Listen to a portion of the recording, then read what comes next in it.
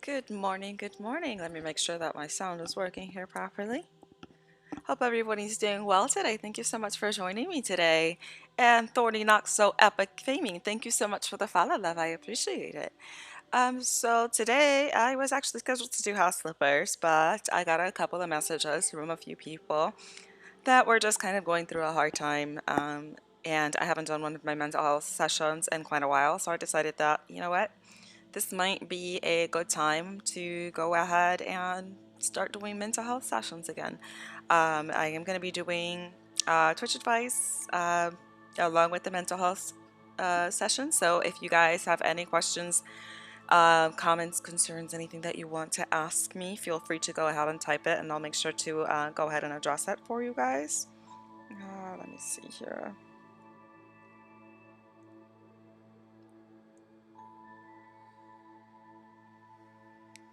Uh,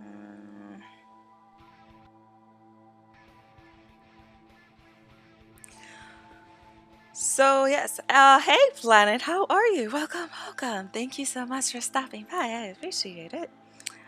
So yeah, just a quick reminder that if you guys are interested in following me on social media, I am on Instagram as well as TikTok under EGRIKKU. And Fab Jose, thank you so much for the follow, love. I appreciate it. Thank you, thank you. So where to start? Because I have noticed that it seems to be kind of the recurring theme lately that everybody's been feeling really, really down, really, really blue. And I mean, I have to say that that's myself included. And hey, Danish Viking, how are you? Welcome, welcome. I know that this past year has been really, really difficult for a lot of people. So I think communication is one of those things that's definitely really, really important. And I feel like a lot of the times people may have some sort of fear of being judged or not understood if they're having a hard time. And I think it's important to just know that this is an open outlet, judgment free zone for anybody who is struggling with anything in their lives to talk about. And I'm so glad everybody's doing well. Hey, Smooth Face, how are you? Welcome, welcome. And of course, I thought it was overdue. I was planning on doing maybe one or two a month, and then just things kind of, ball kept rolling and kept getting distracted by other things, and definitely, definitely overdue. Hey, Thorny, how are you? Thank you so much for stopping by and for the follow. I appreciate you. So, what did you guys want to talk about? Because, I know that I had mentioned before, and I've mentioned it here and there, that I personally started going to therapy. Smooth Face, thank you so much for the follow, love. I appreciate it. And I know that that's usually a really hard step for people to admit that, sometimes you can't get through on certain problems in your life or certain issues. And it's really, really hard to admit that to yourself that you're not capable of doing it on your own and that you need help. And I think it's really important that people know that it is okay to ask for help. You should ask for help if you know that you are in a point where you can't handle things on your own, and there's absolutely nothing wrong with that. If anything, I think it takes a certain amount of strength to admit to yourself that, you know, you need a break and you need help to get past something that you might be going through. And you say, how should I begin streaming again? Ask Thickfish. The best thing that I can tell you, Thick, is just honestly jump straight into it. Don't stall, just do it. Just do it. I know that personally when I first started this, and it was only a couple of months ago back in February, it was daunting. I had no idea what to do. And hey, Shocking, how are you? Welcome, welcome. And I'm doing well, Thorny. So, as far as being able to get back into streaming or start streaming as a new streamer, the best advice that I can give you is to watch other streamers that you admire that might have, larger numbers, see what they're doing right, take advice from them, um, make it your own. So don't copy what other streamers are doing, just see what works for them and see how you can implement that onto your own streams. But you're not going to be able to start streaming again unless you go ahead and jump in with both feet. And you're gonna have good days, you're gonna have bad days. Yesterday I had a great stream. I had an average of 35 for the night because I had a wonderful raid from a wonderful streamer, Athena, with 50 people. So that was amazing. But then other nights I'm averaging 3. And the best advice that I can give you for that is just turn off that viewer count and do your thing, because there's no point in doing this unless you're enjoying it. And if you're just looking at it for the numbers and not stressing you out, and it's not bringing you the enjoyment that you require or the enjoyment that you want to get from a platform like this, then it's not worth it. It shouldn't be something else that's adding stress to your life. It really isn't. Mr. Oofy, thank you so much. I appreciate you stopping by even though you're at work. You're a sweetheart. Thank you. And Thorny says that it recently took a couple of weeks off to evaluate and tweak a few things. I've come up with some pretty interesting ideas. I think that it's important to also just kind of take a step back from streaming sometimes, especially if you're having issues being able to hit certain goals or certain milestones that you've set for yourself. And a lot of the times, just taking a step back and watching your streams, watching what you could improve is important to try to get that distance, recharge, revamp. I personally like to look at my statistics. And the breakdown of every single stream. And if I have a particularly good stream, I do make it a habit of watching what I may have done different in order to have kept my audience a little bit more engaged versus other streams that may have not gone so well. And that's just pointers for me to know how I can improve my channel in the future. So I absolutely recommend that you do your research. This is when I started streaming, I was brand new to Twitch. I didn't know anything. I didn't even know what slabs was.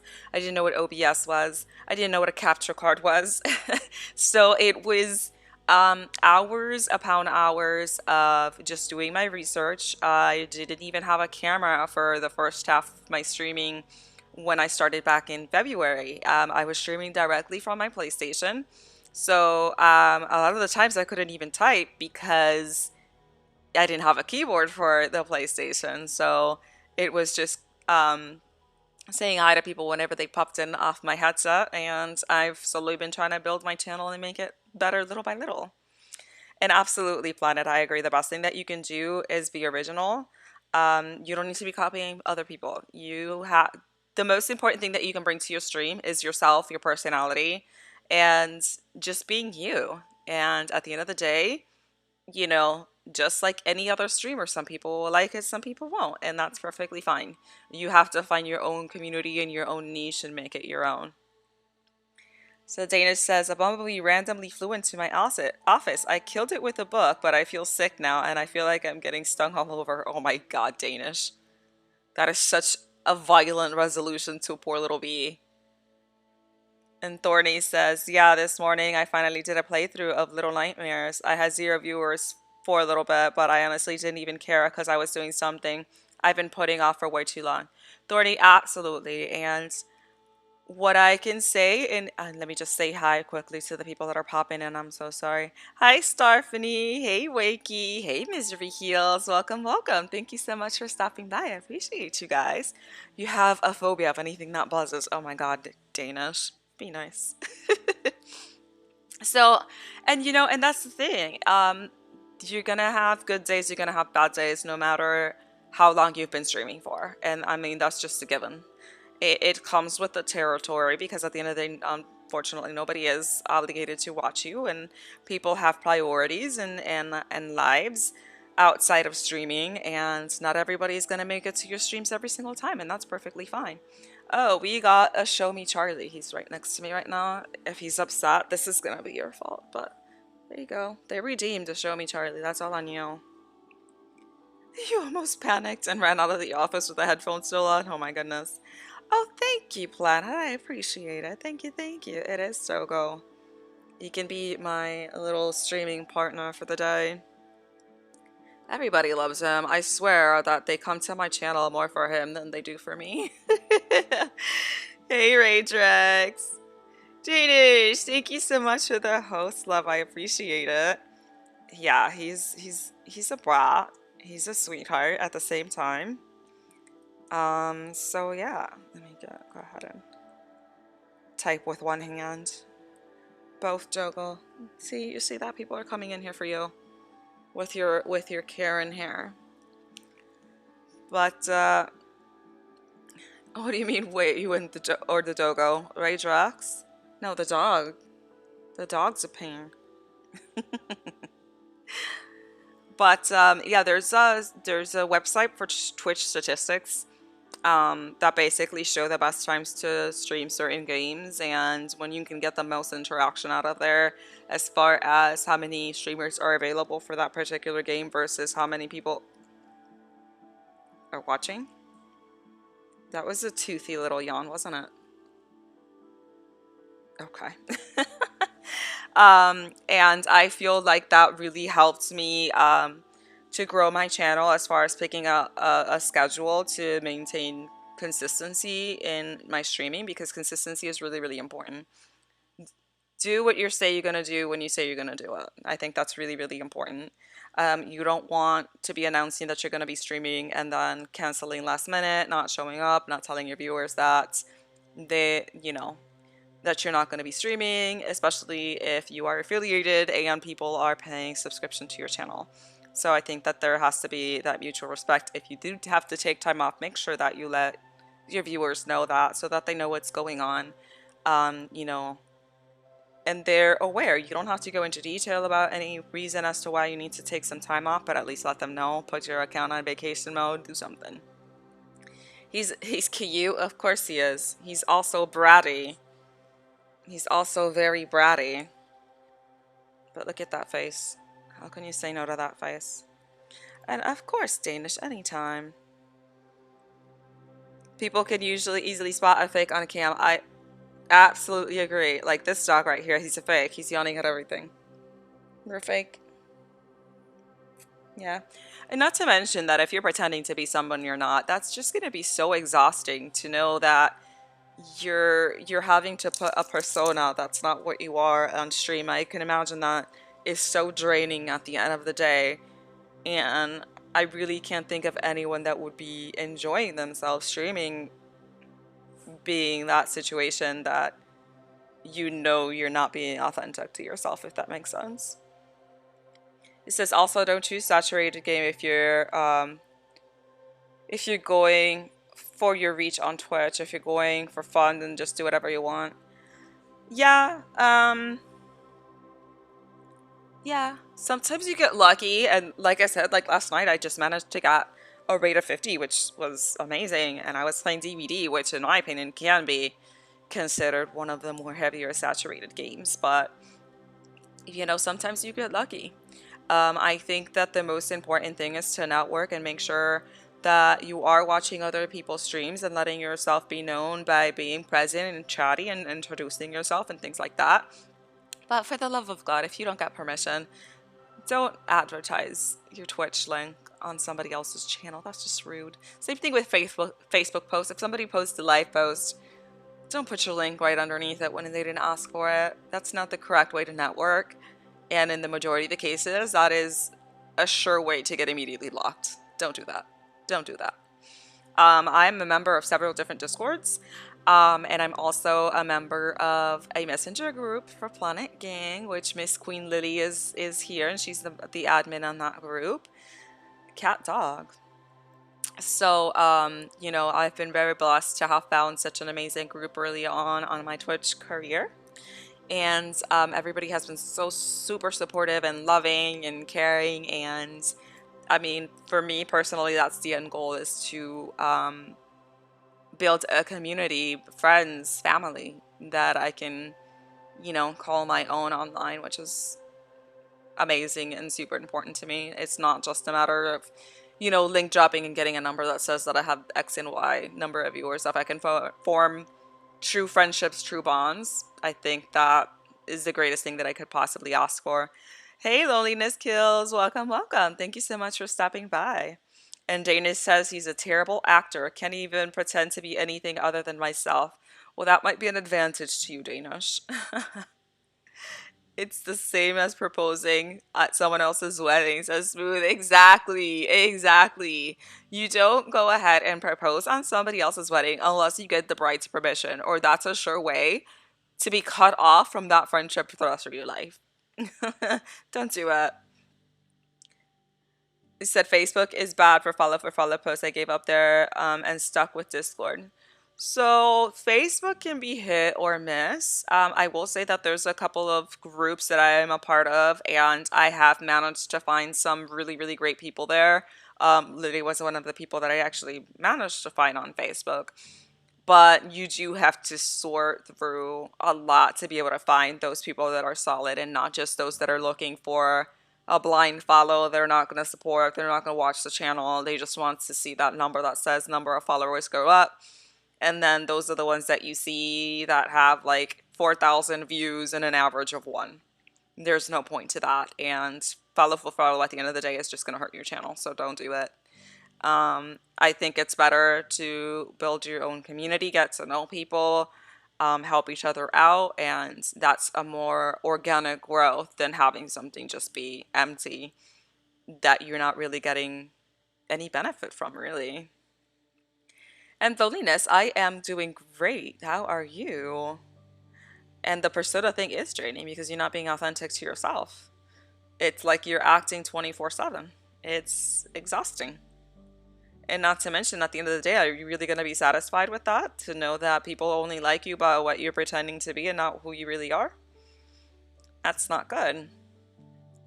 And thank you, Rage Rex, for the look. I appreciate it, love. Thank you, thank you. Swakey says, I've not found many people on Facebook that are genuine. Found Planet Gang, and that's literally it, but maybe I'm looking in the wrong places.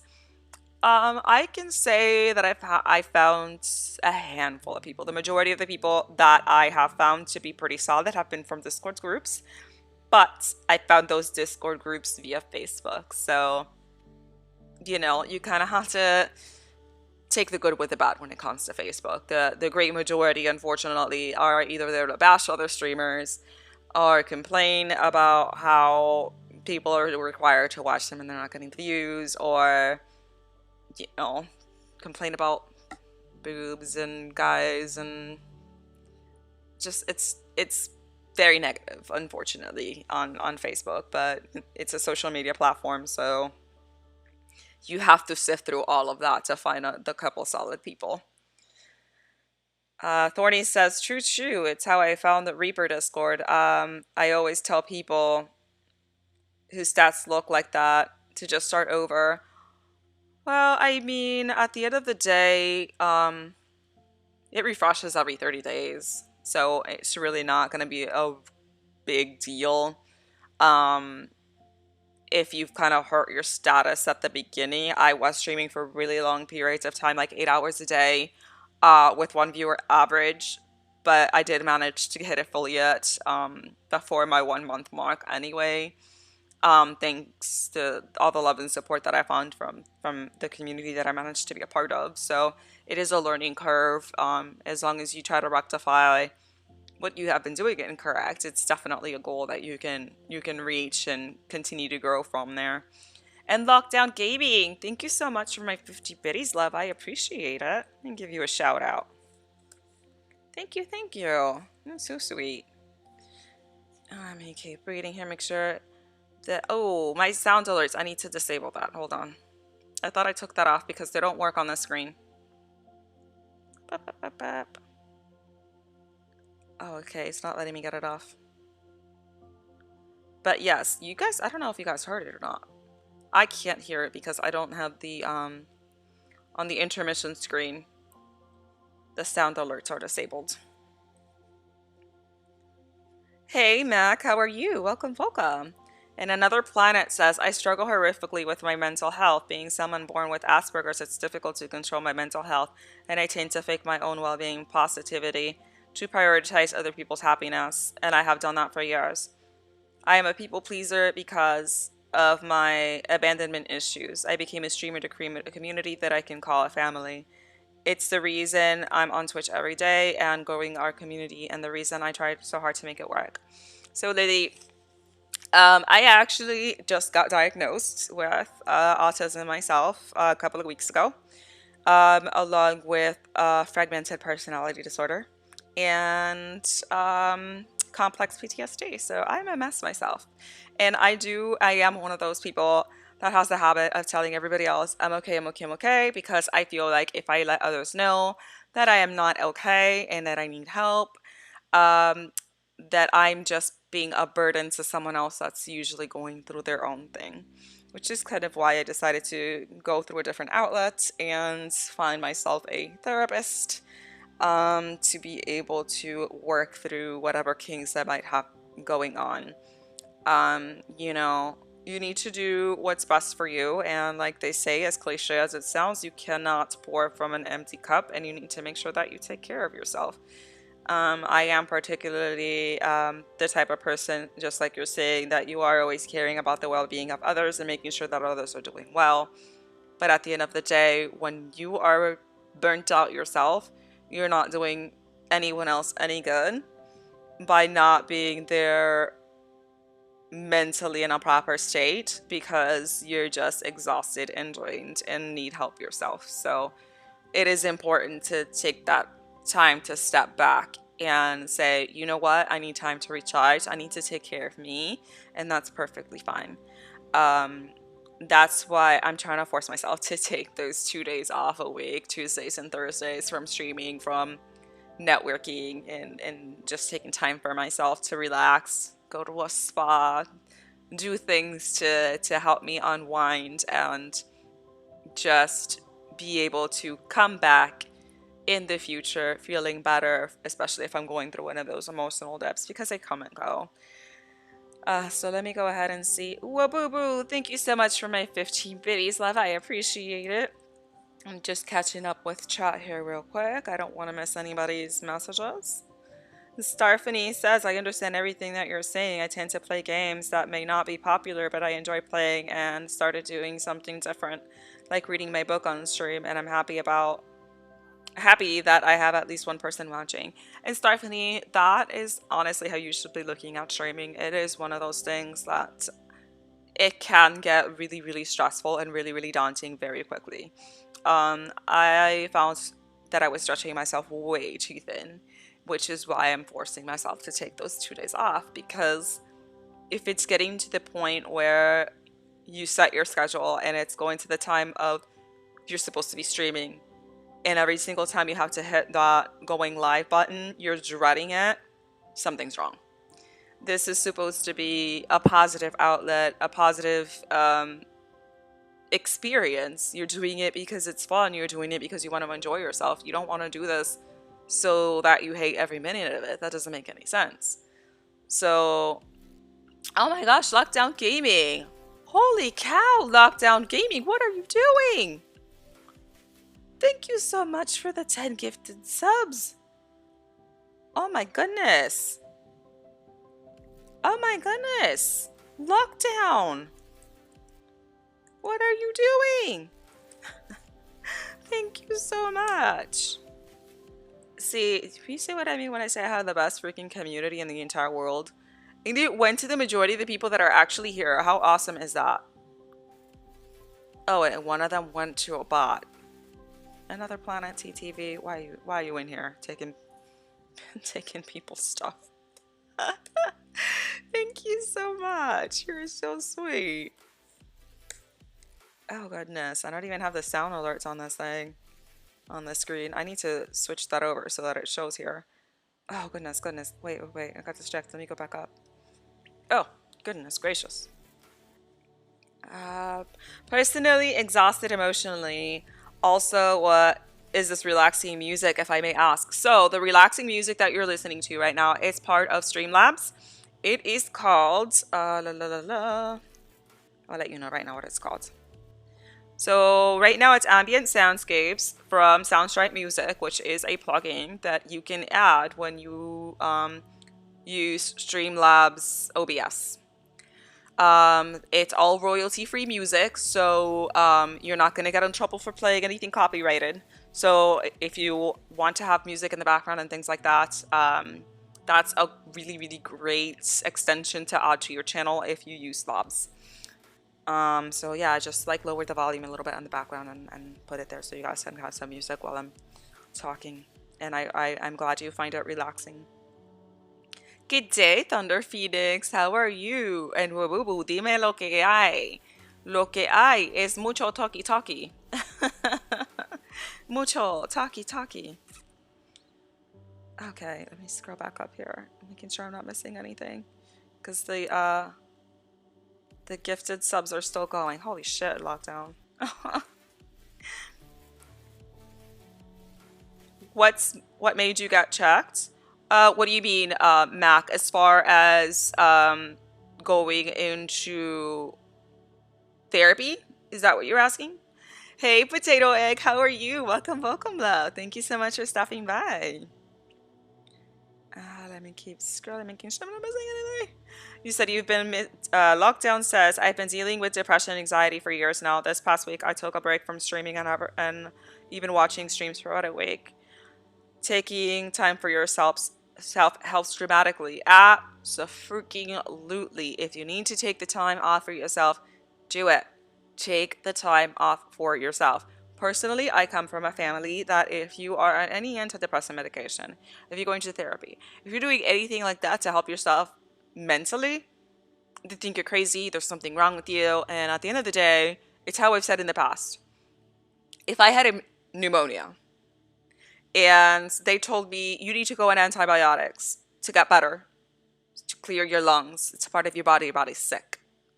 Nobody in their right mind would say, oh my God, you're so weak. There's something wrong with you. What do you, antibiotics? Who needs antibiotics? You could just fight that off. What are you talking about? Just don't even go to the hospital. Just get over it. Right? Nobody's going to say that to you. But then if there's something wrong with my mind's sick, there's a chemical imbalance in my brain, I need help, I know that I can't handle this, there's this medication here that helps with that chemical imbalance in my brain so that I'm able to get out of bed in the morning, be able to be a productive human being rather than lying down every single day, not wanting to get out of bed because I just don't have the energy, I have anxiety, panic attacks. You're gonna tell me that I shouldn't take care of myself because there's some sort of stigma behind that? It's ridiculous. You do what you need to do to help yourself to become better. There's nothing wrong with that. The mind is part of the body. As much as people don't like to think that it is, it's your brain, it's your mind, it's part of your body. You need to take care of it. And if medication helps you do that, then take the medication. Since last January, I went through a really, really deep spur of anxiety, panic attacks, depression, and it came to a point that usually those moments would last like a couple of months whenever I got one of those emotional dips, and then I could get over it and get back on with my life. Well, this particular time it was about over a year, and I was not being able to get out of that emotional state. It came to the point that I said, you know, if I don't get help and I don't seek a means to get better outside of myself at this point, it's not going to get better. And it's been an adjustment to try to find the right medication, the right means to be able to get functioning again.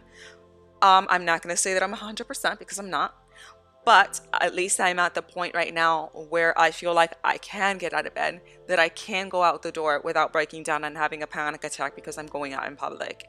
I have an autoimmune disease, so with everything that was happening with COVID, the first thing that my doctor said, you're not vaccinated.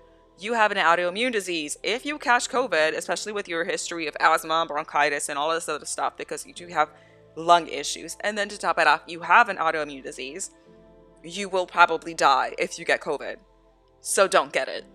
So imagine being told that, and now everybody around me is getting sick, getting COVID. And now I feel like I can't leave the house. And now I have to break down and get a panic attack every single time I go out because I'm like, oh shit, I'm going to fucking die. You know, it was a struggle. And that's when I decided, you know, I need to take time for myself, and I need to seek help outside of this because this is not the way that I want to live. I'm not enjoying life at this moment, you know? Thunder Phoenix. Okay, let me go ahead and catch up with chat because I went on a rant there. Planet said, I may be a stranger to most of you in the chat, but please reach out to me if you need a friend. Absolutely. And that goes to anybody who's in chat for me as well. I'm always willing to listen. And, it's one of those things that I might not always know the right thing to say, but I will be always there to try to give you the best advice that I can possibly give you and be there as an emotional support for you if that's what you need.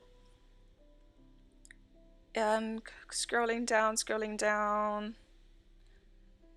says, Lockdown says, you are bringing much needed mental health chats to the community. You deserve it all. Well, thank you, Lockdown. I really, really appreciate that. That's very sweet of you.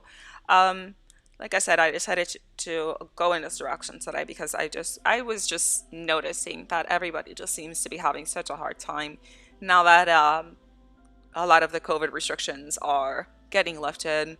Life is trying to go back to normal. There's no such thing as normal how it used to be anymore, if I'm completely honest. Um, this whole past year, as far as COVID has gone, I think has changed the way that most people do things. And I think most of the changes would be permanent. And it's an adjustment period to, go back to work and not just be essential workers and having stores and bars and locations being open back up to the public. Um, Hopefully that this is something that we can learn from, and I can say that it's an experience that hopefully we can pass on. I know that for me, just being locked in the house 24/7 was really, really hard. I'm the type of person, I love nature.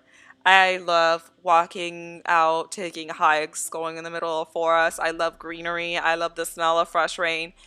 And not being able to leave the house at all for such a long period of time was really, really hard. And then to top it off, around the same time, the house where I live has trees all around it, which is one of the reasons why I really love this lot where I'm living in right now. Was the fact that I was basically fenced in by trees. And when I would look out the window, you see that greenery and it would cheer me up, and I loved it. And in a span of probably 6 months, all three lots around my house have been torn down from all of the trees and new houses are being constructed. And I've been here for 5 years. And to see all of the trees just leave all at once, I know it sounds silly, but it was so hard to look out the window and now see a neighbor's house and not my trees because that was one of the selling points for me. I am a nature lover, and to just see now concrete didn't go down with me so well. So now let's keep going through chat here. She suffers from severe depression, anxiety, PTSD, suicidal ideation, and has attempted suicide many times. Who has? Who has? What did I miss here? Who are you talking about, Thorny? Because I know, I have at least half of what you just mentioned, which, I think that I can relate. It's definitely hard. I think honestly the hardest part is admitting to yourself that you need help in order to move forward and get better. See, mucho talkie talkie. Yes, mucho talkie talkie. Potato Egg says, I'm doing okay, stuck at work. Glad I can catch your stream while working. Well, thank you, love. I appreciate that. Thank you, thank you. And yes, definitely the mind is part of your body. It is. Take care of it. It's okay to say that you're not okay. And it's a stigma that we honestly need to get rid of, to look down on someone for asking for help. It should be the norm to allow people to ask for help and to give it whenever you can. Well, Lockdown, I appreciate the look. Thank you so much for stopping by, even though you're at work, and being so amazing. Thank you so much. I'm still making my way down through chat. Venomous Goku says, I've tried medication and I've tried therapy and nothing seems to work for my mental health issues. So, Venomous Goku, As far as and I'm so sorry. I am so sorry. Give me 2 seconds. I will be right back. I promise. I promise. I will come back with Venomous Goku's question. Just give me like 2 seconds. I'll be right back. I'll be right back.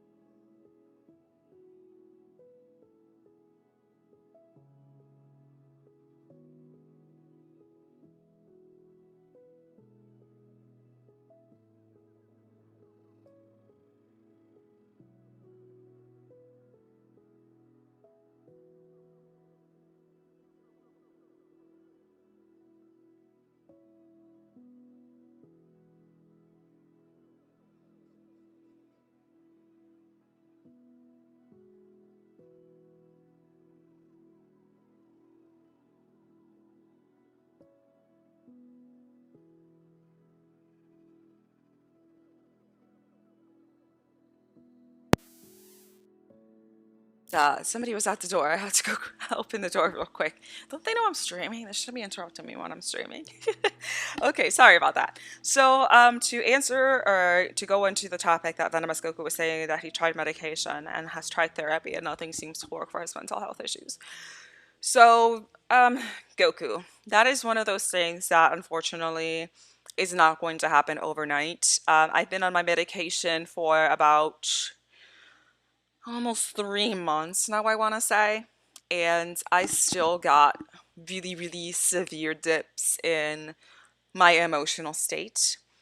Um, I can say that some days are better, good enough that I'm able to be productive to the point that I would like to be. Um, but it's one of those things that needs to build, and it's probably that they're not putting you on the right medication. Not the same medication is not going to work for every single person. And it's a matter of trial and error. The medication that they put me on, they told me that they're going to give me another couple of months if I'm still not adjusted to it, because it can take anywhere between 2 to like 4 or 5 months, depending on the dose that you are on and depending on how your body is adjusting to the medication, on whether or not it's going to help you. Um, I As far as therapy, it's another thing. You need to make sure that you're finding the correct therapist. There are therapists that specialize on different areas. And if what you're having issues with is depression, anxiety, panic attacks, or PTSD, they are specialists for every single one of those areas. And this is the second therapist that I've gone to. The first therapist I went to about 2 years ago. Unfortunately, they don't specialize on what I'm going through right now. What I was going through 2 years ago, that person was perfect. So I needed to kind of adjust to what my needs are now in somebody that specializes on what I'm going through now rather than what I was going through 2 years ago. And it's trial and error, unfortunately. Um, I will say one of the things that helps for me, I try to do meditation and I also keep a journal. And when I write on my journal, I don't write with a specific purpose to it. I just kind of sit down and whatever comes to mind, it's what I write down. Just put it all on paper. I go to sleep, and in the next morning, I will read what I wrote and I will try to analyze what it is that I said, what was making me um, feel the way that I was feeling, for me to write the things that I wrote, to try to pinpoint what my triggers might be and what I can do to alleviate those triggers. Because if you are going through those kinds of episodes, it is because you are having It can be words that are triggers, it can be smells, situations, it can be pretty much anything. And if you're able to identify what those triggers are, it makes it a lot easier to be able to control whether or not you're going to go through one of those depressive, anxiety, panic attack episodes, because you know it's going to come based on what your triggers are. So let me keep going here. Max says, I think it's when you said that you were diagnosed with ADHD, I was wondering what made you get checked. So I'm sorry, did I say ADHD? I meant autism. I didn't go to get checked. I went to my psychologist, and basically I was explaining to her how I was feeling, how I have always felt since I was a child, how I have problems processing certain emotions, certain things, and she basically said that it was clear indication of someone who has autism, that unfortunately, because she says that females have a better ability of hiding autism on their younger age because they're able to mimic what they see around them a little bit better than some of the boys. They're a lot harder to identify and diagnose. And unfortunately, most of the time, as being an older person, and you go into therapy, that's when they find out, well, shoot, this is normal. There is something going on here that should have been diagnosed much earlier in life, and now it's a lot harder to get over and be able to treat because you are so much older now. So it's definitely been an adjustment, but I also feel like being diagnosed gives me a sense of validation that everything that I thought was wrong and not normal, there was a reason for it, and then I wasn't just crazy and making things up. I have done a lot of research on all of the conditions that I have been diagnosed with, and they make sense and explain so much. It almost gave me like a sense of closure and reassurance that what was going on through my head was, it had an underlying cause to it.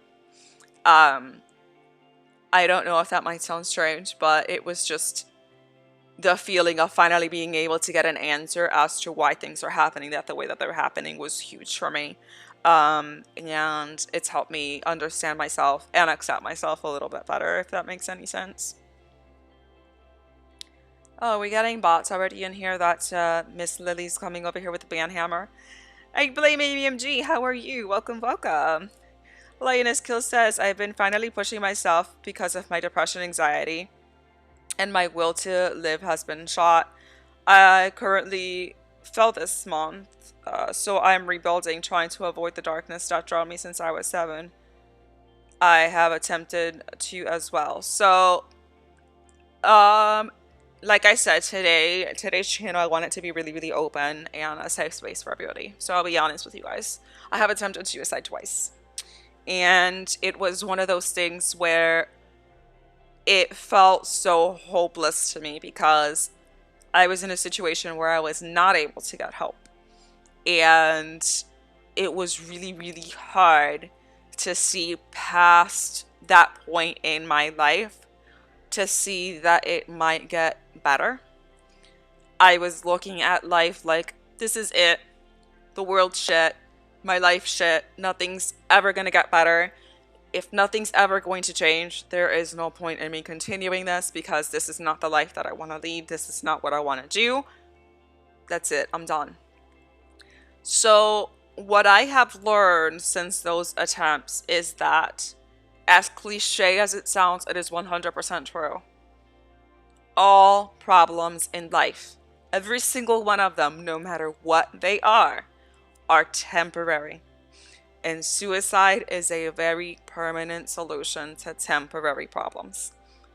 And I cannot tell you how glad I am that on those 2 attempts I was not successful. Because I would have missed out on some amazing moments, meeting some amazing people in my life. And although I'm not going to go ahead and sit here and say that my life is perfect, that it's everything I've ever dreamed of, that I've achieved everything that I've ever dreamed of, because especially this last year, it has been disappointment after disappointment after disappointment, which has made it really, really hard to kind of look at the light at the end of the tunnel.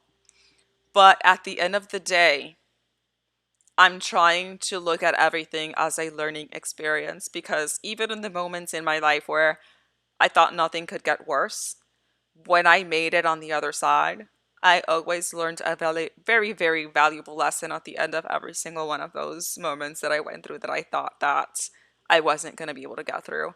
And it just showed me that as hard as those moments were, I still made it through the other side.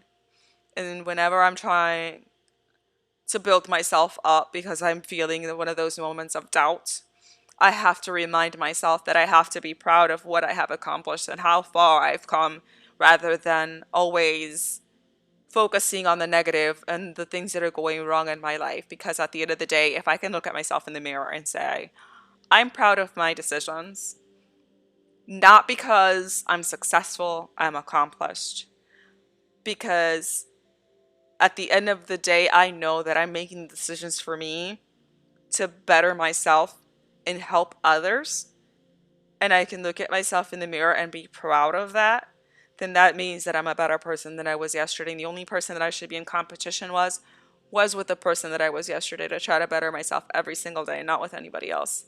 And I think that trying to shift that into a more positive aspect of loving yourself and saying, I'm damn proud of the person who I am. At the end of the day, I could have given up. I'm still here. I'm still fighting. I'm strong. I'm worth it. The power of words, you have no idea how important they are. And as weird and as cliche as it might sound, tell yourself that every single day, that you're worth it, you're strong, you're beautiful. You should be proud of who you are and how far you've come and everything that you've accomplished. Because at the end of the day, you're still here and you're still fighting and you're still moving forward. And that's really, really important. So let me go ahead and keep reading because I have to catch up on chat. Authority says my wife is going through a lot of childhood trauma for the last couple of years. I try to make sure I stay strong for her, but I was in a bad place myself a couple of weeks ago, hence my break from my streaming. Okay. Um, I my complex PTSD does come from childhood trauma, and unfortunately, childhood trauma. What happens when you go through situations that are really, really traumatic as a child, and you don't deal with it until your adult years, is that a lot of those memories, a lot of those feelings, they are buried really, really deep down. And for my complex PTSD, there are certain actions, certain words, certain smells, certain situations that trigger me and put me right back on that moment where I was a child and I felt helpless and the situation was just horrific and traumatic for me. And I think the best decision that I have done so far is to be willing to open up and talk to my husband about it, so that he understands that when I might be seeming that I'm taking things out of proportion to something that might have been very small to him and very insignificant to other people, it's not because of that time and moment of the situation that's happening now. It's because it's putting me back in a place where it's reminding me of something much, much bigger.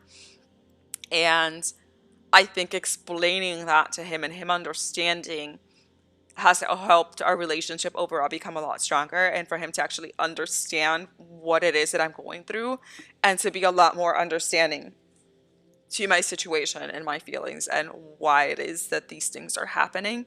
And I will say it was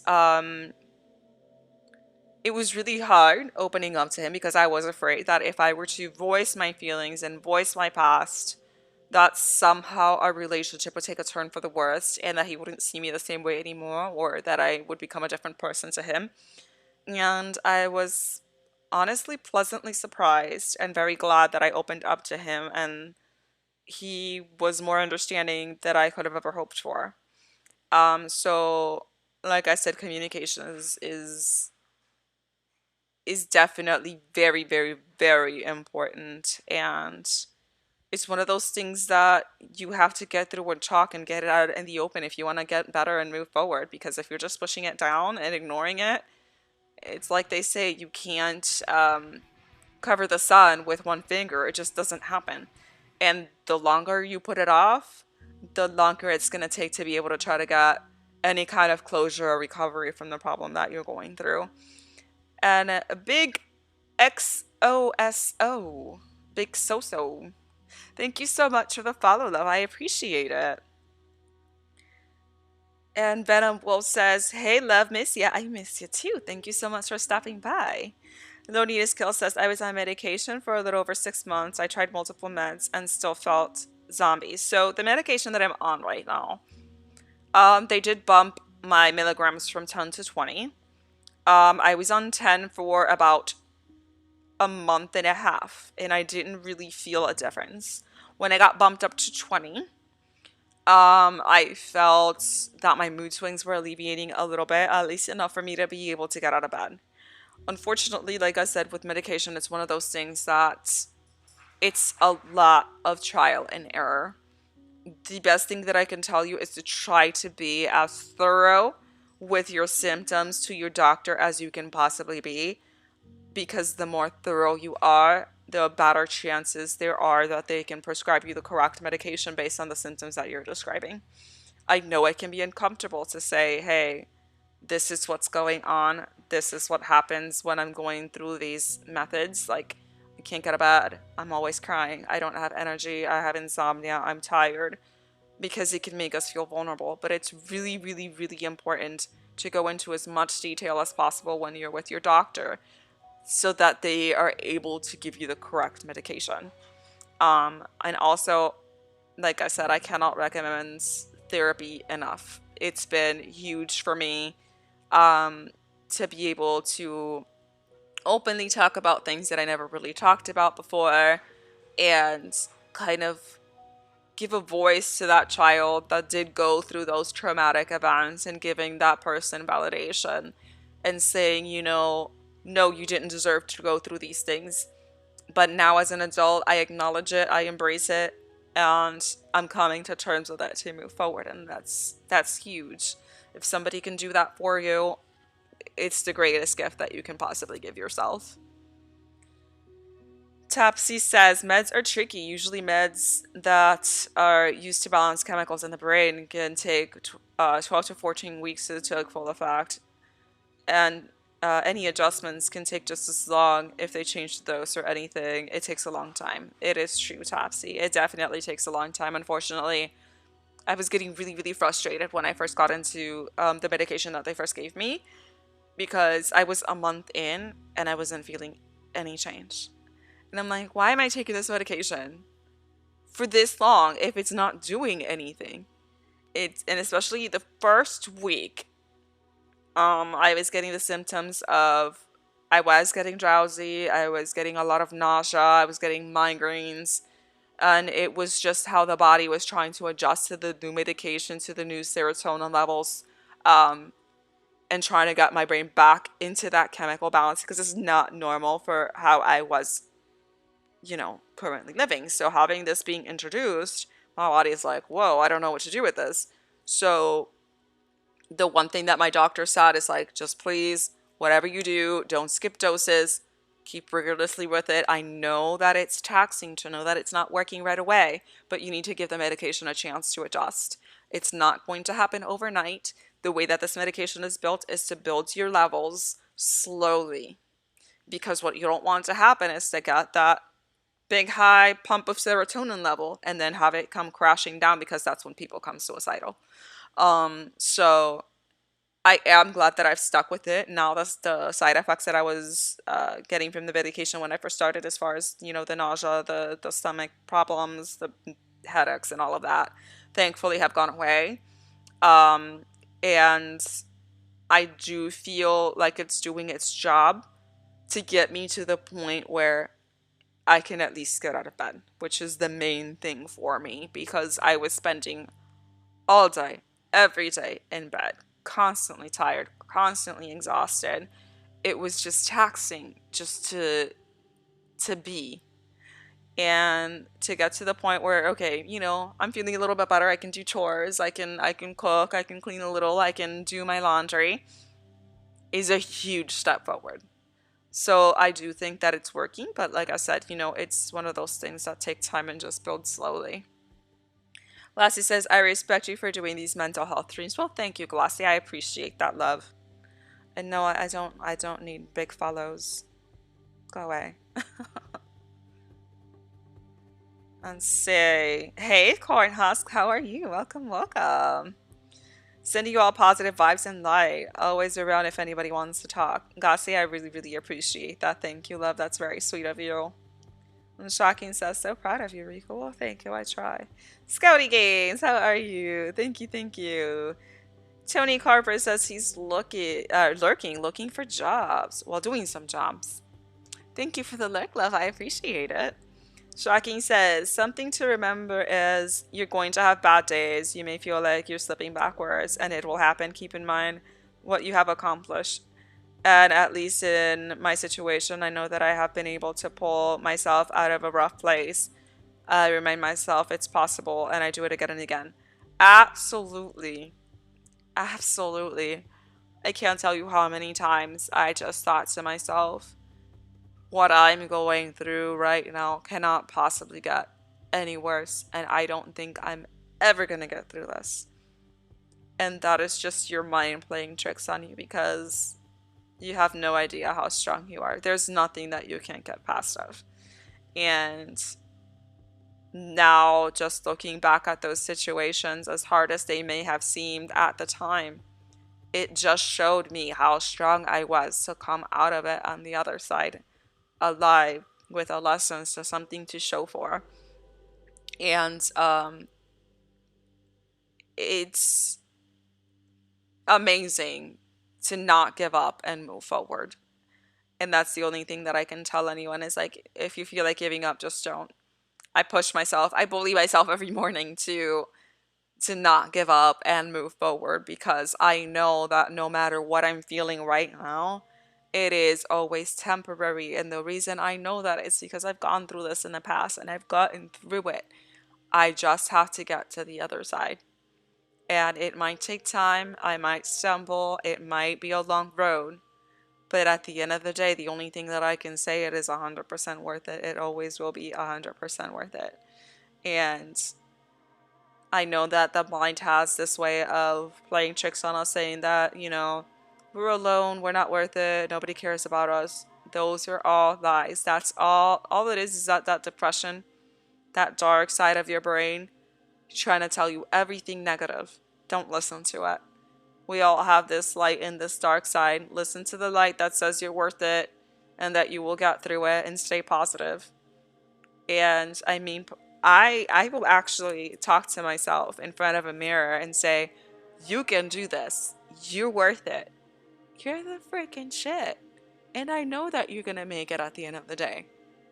And just hearing myself say that automatically just puts me in a different state of mind, from feeling defeated to like, you know what? No, I'm going to show this problem who's boss, and I'm going to get through it because that's who I am and that's what I'm going to do, and that's my goal.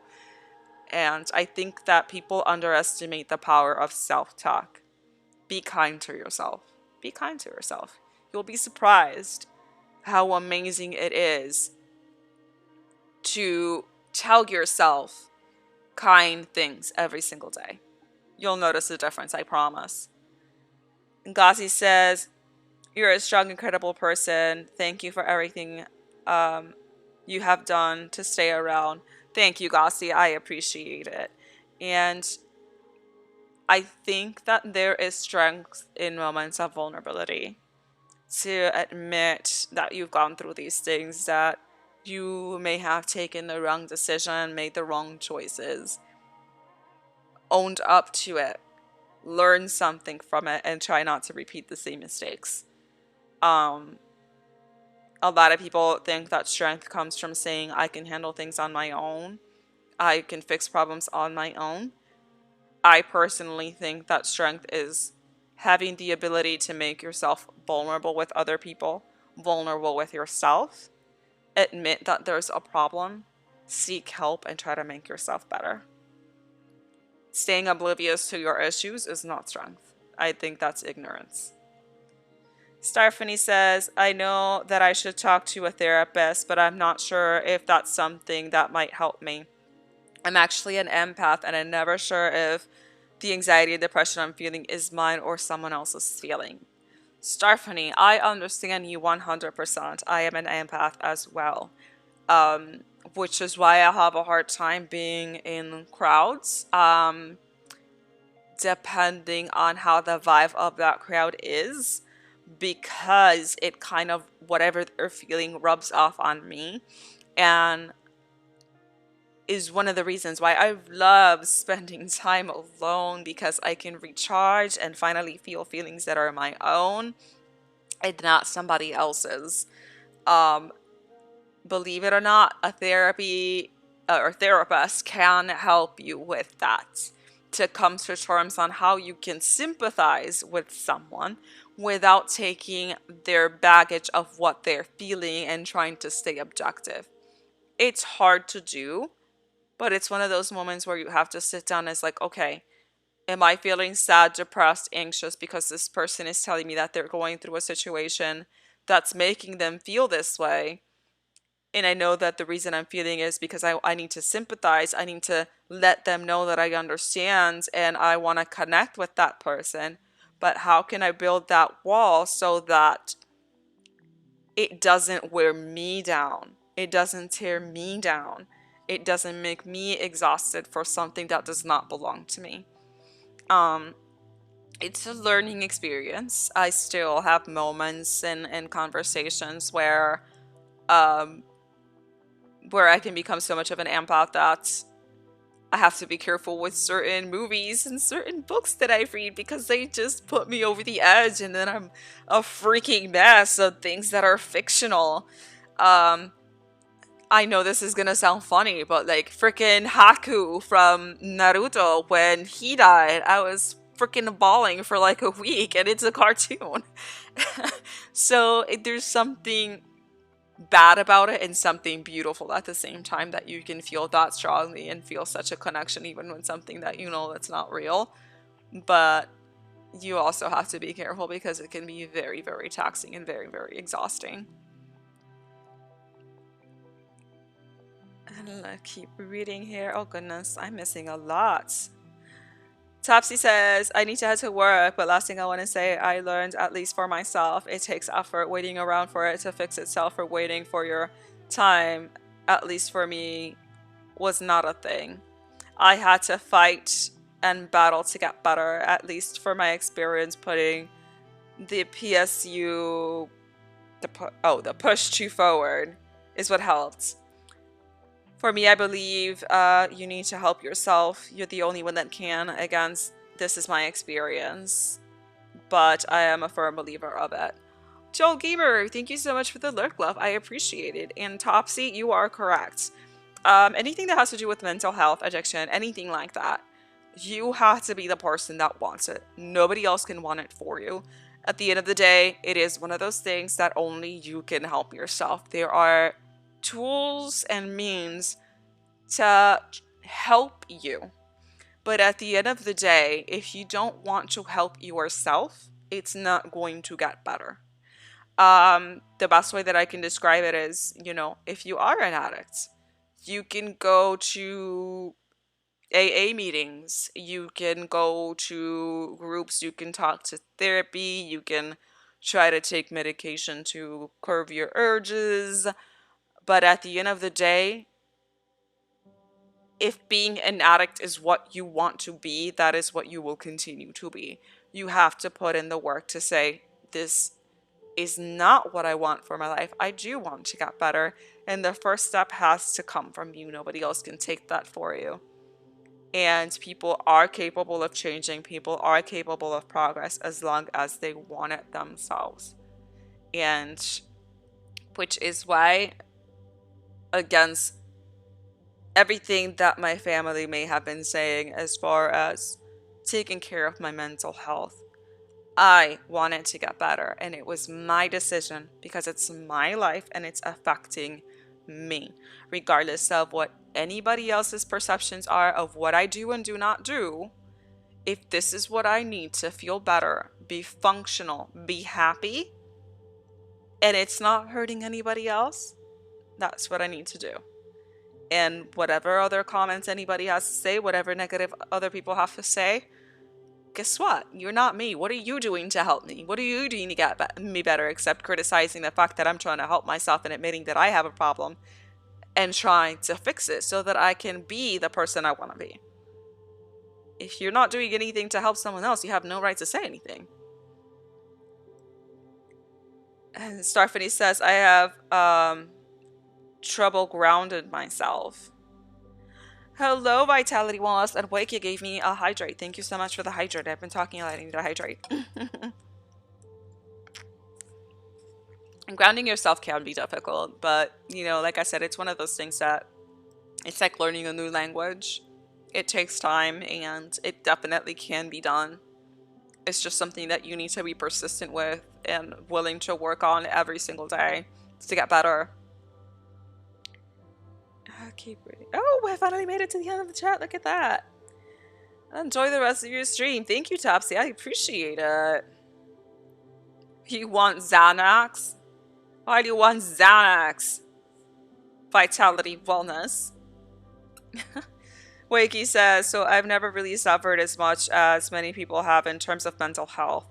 But I know for a fact if I didn't do the things that keep me level and calm, then I'd have gone in a hole already. Stuff like working out, taking free time to relax, fresh air, and all of that stuff keeps me going when things are rough. Absolutely. You have to find outlets to de-stress, decompress, build yourself back up. I will go into saying before this particular period of going through depression and anxiety and panic attacks and things like that, in 2012, my relationship of 10 years, I was previously married, had ended due to my partner at the time cheating. And it was really, really hard to get over that. And that was one of those periods in my life where I was like, oh my God, my life can never be any worse than what it is now. You know, all of the negative thoughts that could possibly come into your head, because I was with this person since I was 16 years old. And my entire adult life, that person was there with me. And regardless of the relationship being positive or negative, having something overnight get uprooted and changed and basically take away every single aspect of the life that you knew for the past 10 years is really, really hard to come to terms with. And I struggled for about a year to try to figure out how to get out of that rut where I was in a relationship with someone who was very narcissistic. And the person that I was with never worked for the 10 years that we were together. He was pretty much what you would like to call a video game addict. He would rather spend $150 on a new graphics card than for diapers and milk for his son. Unfortunately, that was the relationship that I was in. And because I had such a low self-esteem and opinion of myself, I thought that that's what I deserved and that I couldn't do better. And he had the habit of telling me that no one would ever love me, that if I left him, I would be alone for the rest of my life. I have a kid now. There's no way that anyone would ever want to take that baggage, and that I'm not young anymore. And, you know, the whole 9 yards to try to push you down just so that you stay in a relationship because they're beating you down emotionally and mentally and everything else.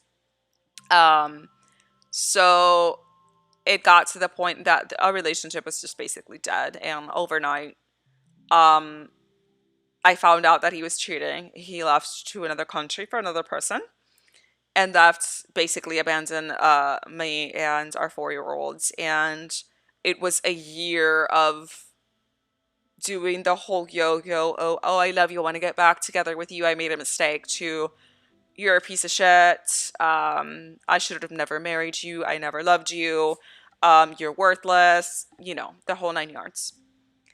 It wasn't until I decided to sever that relationship that I said, you know what, this isn't doing me any good to keep you yo-yoing me into thinking that, okay, he loves me, he doesn't love me, he wants to be with me, he doesn't want to be with me, I'm worthless, I'm great, I'm this and that. It was whenever he got me to where he wanted me to be, with him being nice, saying that he missed me, he loves me, he thinks that I'm a great human being, and then I'm like, okay, let's get back together, I'll forgive you. Then that was like, oh, no, no, no, I don't really want you. I just want you to not be able to get over me, if that makes sense. Hey, Gemma, welcome, welcome. So I blocked him from every piece of social media that you could possibly think of.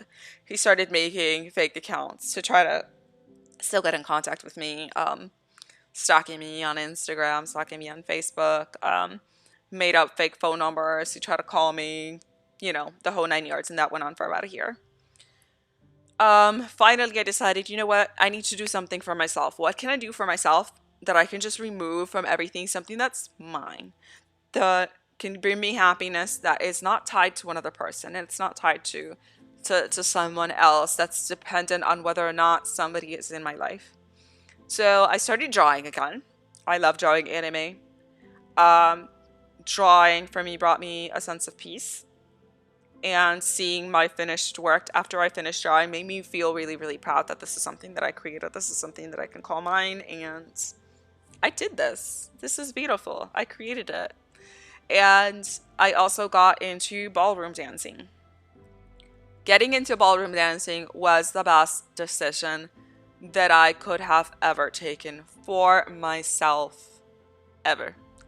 And I was so sad when I wasn't able to continue it because the classes ended up getting a little bit too expensive and I had lost my job. So, but for as long as I was able to do it, it was a form of self-expression that was just amazing. Amazing. It was fun. It was getting me moving with getting exercise. I was able to socialize with other people. I made friends. In the first time in 10 years, I had friends, because on my prior relationship, I was not allowed to have friends. I was not allowed to go out with people. I had to go to work and come back straight from work. I was not allowed to have anybody call me at the house. I was basically a prisoner in that relationship. And to finally go out, make friends, go dancing. Um, I met a girl named Amelia and we became really, really close friends. And we would go to Orlando downtown and go dancing there and have a couple of drinks and have a girly night out. The fact that I was finally doing something for me to make me happy, and to see how quickly I was learning the dance moves and seeing all the video recordings, and I was like, wow, that's actually me dancing. I didn't know I could move like that. It was an amazing feeling. And I think that everybody needs to find that for themselves, the thing that makes them proud, the things that makes them happy to do, that brings you a sense of joy, a sense of peace, a sense of community. And again, that it's not dependent on another person, because if you're basing your happiness on another person, that is so fleeting, that is so temporary. You can't say, oh, I'm only happy if so and so is in my life, or if so and so is texting me and so is calling me and paying me attention. Because the moment that person decides to take a step back, then where does that leave you? Versus if you go ahead and build something of your own for yourself, that you're proud because it's yours and nobody else can take away from you. It's an amazing feeling. And again, it was scary to put myself out there, be ridiculous, and do the whole line dancing in the classroom. I don't know the moves, I'm making them up. But it was mine. It was fun. Nobody there judged me. Nobody there made fun of me for not knowing the moves or messing up. Everybody was super supportive and super loving. And I think that's really, really important, to go ahead and surround ourselves with that kind of people in our lives, rather than those that are trying to tear us down and tell us that we're not worth it. And I think it was that point in time where my personality and the way that I approached everything in life changed for me. And hello, Sparkling Pixie. Welcome, welcome. Thank you so much for stopping by. And for the first time in my life, I went from somebody who was very negative, very angry, very explosive, to someone that was a lot more rational, more calm. And I got into the state of mind of, okay, no matter what I do, I can give my 110% to somebody. And at the end of the day, if they don't want to stay in a relationship, they're not going to stay in a relationship. They're just going to do whatever they want to do. But I am in control of my actions and what I do and how I react to the situations. I might not be in control in the situations that I'm put in, but I am in control of how I act and react to it. And Vitality says, personal question. When did modeling come into play for you? So modeling started for me when I was about 24 years old. And to disclose, because like I mentioned before, I have a lot of mental psychological issues and things like that. I have something called fragmented personality disorder. And what that means, it's similar to multiple personality disorder. It's different in the sense that I am aware that they're there and I don't like black out when one of the personalities takes over. So I am aware of like what they're doing. I know it sounds a little bit strange, and it's basically the best way that I can describe it is if you have, not even just like talking about addiction, but let's say you have a piece of chocolate cake in your refrigerator and you've been trying to diet, but that piece of chocolate cake is like, oh, you know, I'm delicious, you should eat me. So then you have like one little person here on your shoulder that says, you know what? You deserve that piece of chocolate cake. You should, you know, you had some exercise today. You've been doing good. Go eat that piece of chocolate cake. And then you have this other person over here that's like, no, listen, you've been doing really, really well. You've been staying healthy. You've been exercising. You're going to get those weight goals. Don't do it. And then you have these conflicting sides. It's very similar to that, but in a more colossal scale. So for a really, really long period of time, I was stuck in the personality of where I was really, really down in myself. I had a really low self-esteem. A lot of that was stemming from my husband at the time putting me down, basically saying that I wasn't what I used to be before I had kids, and basically making me feel like I was worthless. And then this personality came out and is like, you know what? No, fuck him. He's wrong. You're the shit. You're fucking gorgeous. You're gonna prove him wrong. You're gonna go and you're gonna go to New York and you're gonna start going to modeling agencies until you get signed.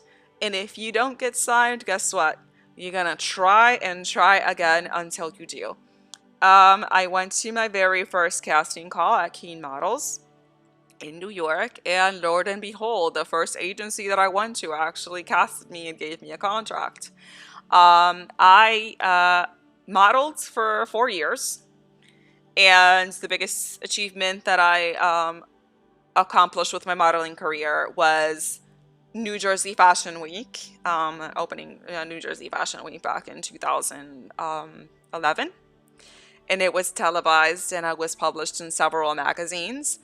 So the fact that I was the shortest model in all of New Jersey Fashion Week, because of my attitude, my positivity, as much as I worked to improve my walk and how I present myself and my portfolio, I walked in New Jersey Fashion Week being 5'4" in height when the minimum height is 5'11", because the designers that I walked for. I walked for Jay Godfrey and Dolce Vita. I went out there and I fucking owned it. And I said, you know what? I'm short, but I have something that some of these other girls don't have. I have the attitude. I have the positivity. I would stand in my underwear wearing 9-inch heels, walking back and forth, recording myself to see how I can improve my walk so that when I went to the pros, I looked like I knew what I was doing, which was way more than all of these new models that were coming out were doing. It doesn't matter if you're 5'11" if you can't walk. It doesn't matter if you're 5'11" if you don't have the confidence to say, I'm owning this garment and I'm gonna sell it to you. So it was a moment of empowerment for me that I was so glad that it finally just kind of clicked and said, you know what? Screw all this negativity of people saying that you can't do this and you can't do that. Use those people's words that are trying to bring you down as fuel so that when you accomplish your goals, you can say, remember that thing you said I couldn't do? Here's the proof that I did that and more. And that's the biggest revenge. The best revenge you can do for anybody is to show them that when they were putting you down and said you couldn't, you could.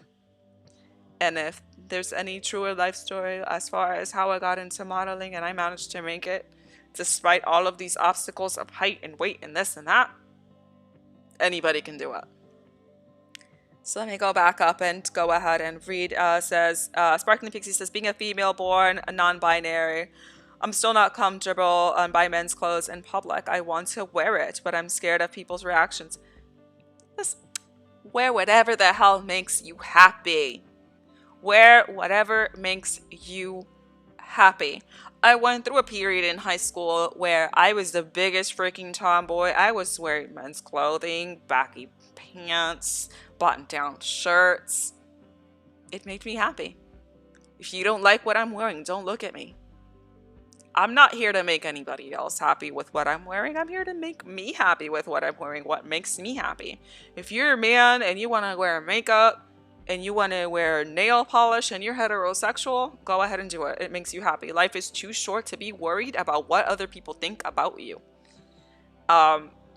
Clothing is that. You're not hurting anybody about what you want to wear. If I want to wear something that shows my boobs off, I'll wear something that shows my boobs off. If I want to dress like a nun the next day, I'll wear what I want to feel like wearing. At the end of the day, I'm wearing things for me, not anybody else. And that it's nobody's business what you decide to put on your body. You're not hurting anyone else. Do what makes you happy, girl. If you want to go ahead and wear men's clothes in public, you wear men's clothes in public. There's nothing wrong with that. See, I'm sorry to hear that, says Jung Ho. Listen, Young, I'm still here, still stronger for it, pushing forward. That's what we gotta do. That's all we gotta do. Starfany says, I had a friendship that was similar to that, and I felt so much better once I ended the friendship and told them my life has been better since I stopped being their friend. And here's the thing, you can have toxic relationships that are not strictly romantic. I think a lot of people underestimate that you can have toxic relationships that are friendships. And I say friendships because that's not your friend.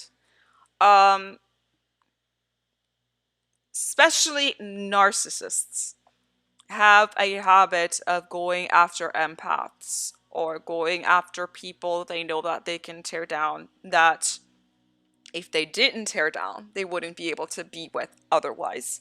So the only way that you can get them to stay with you is to tear them down, to tell them they're not worth it, to tell them that every bad thing that's happening in their lives is deserved and you can never do better than me because you're crap. So you should be lucky, count yourself lucky and appreciative that I'm staying in this life for you.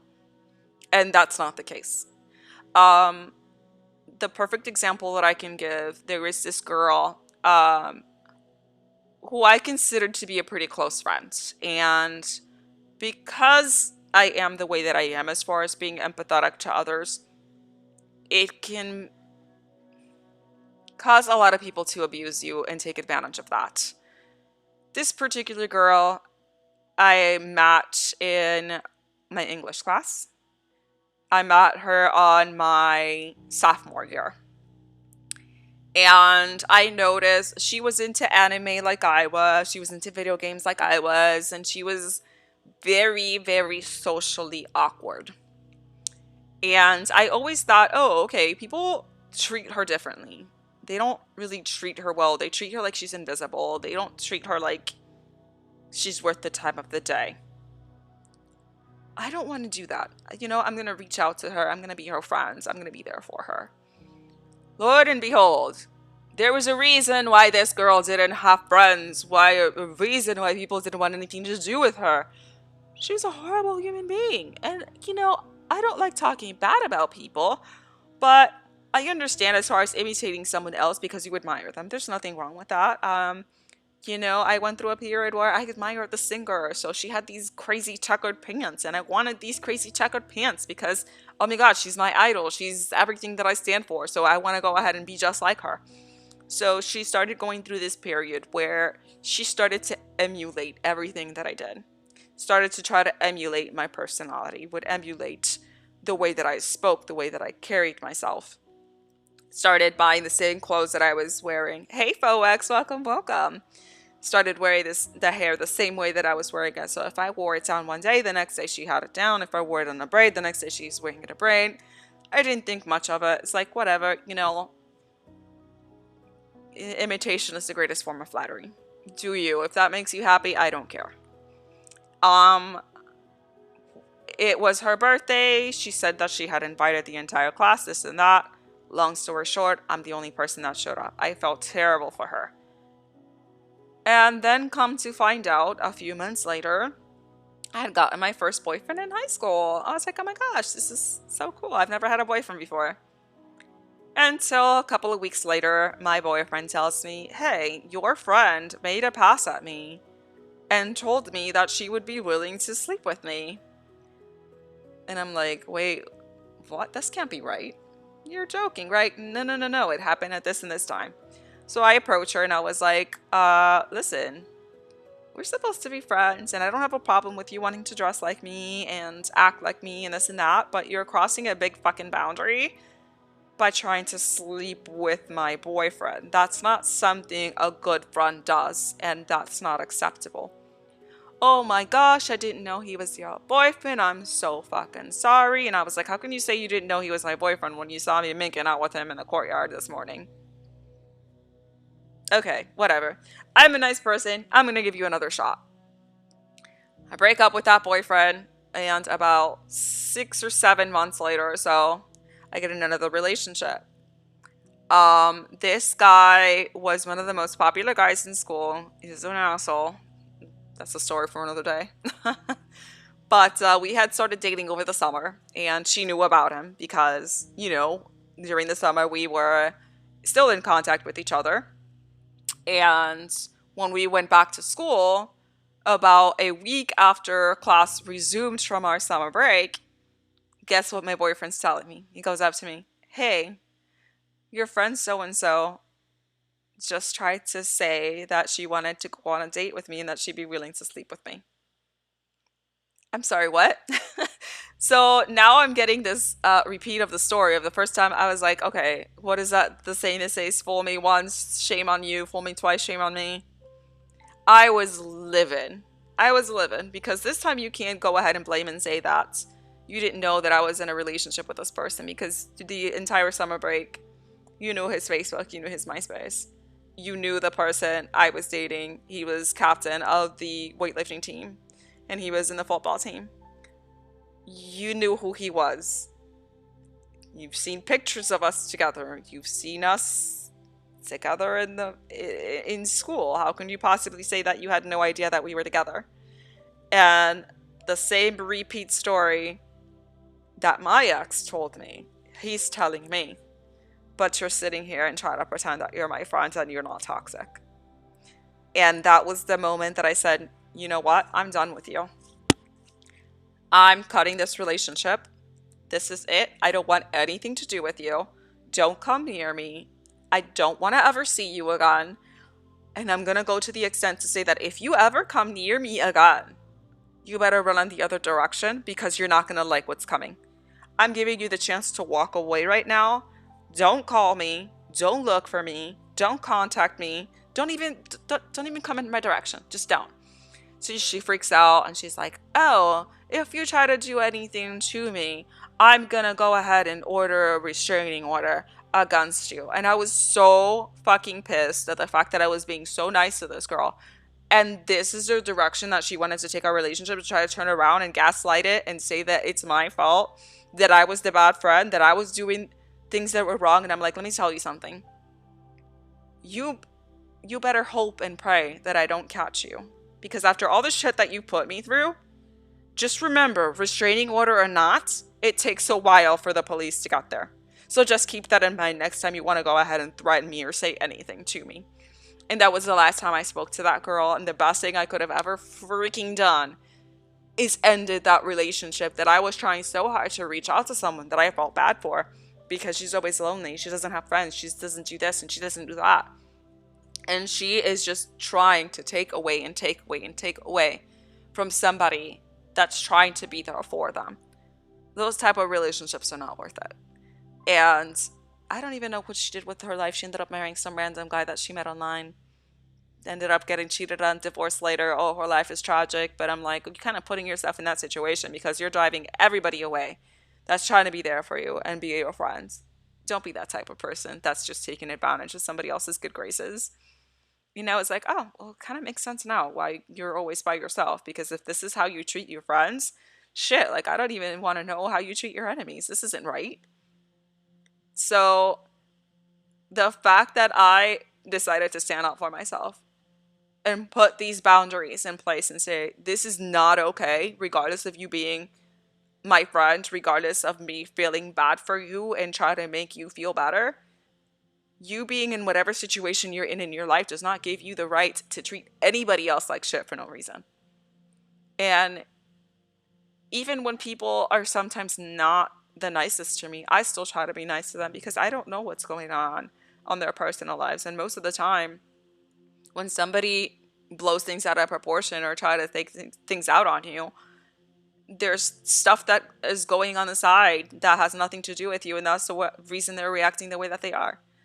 However, that does not give them the right to disrespect you and cross those boundaries and those borders that you've set for yourself and allow yourself to be disrespected.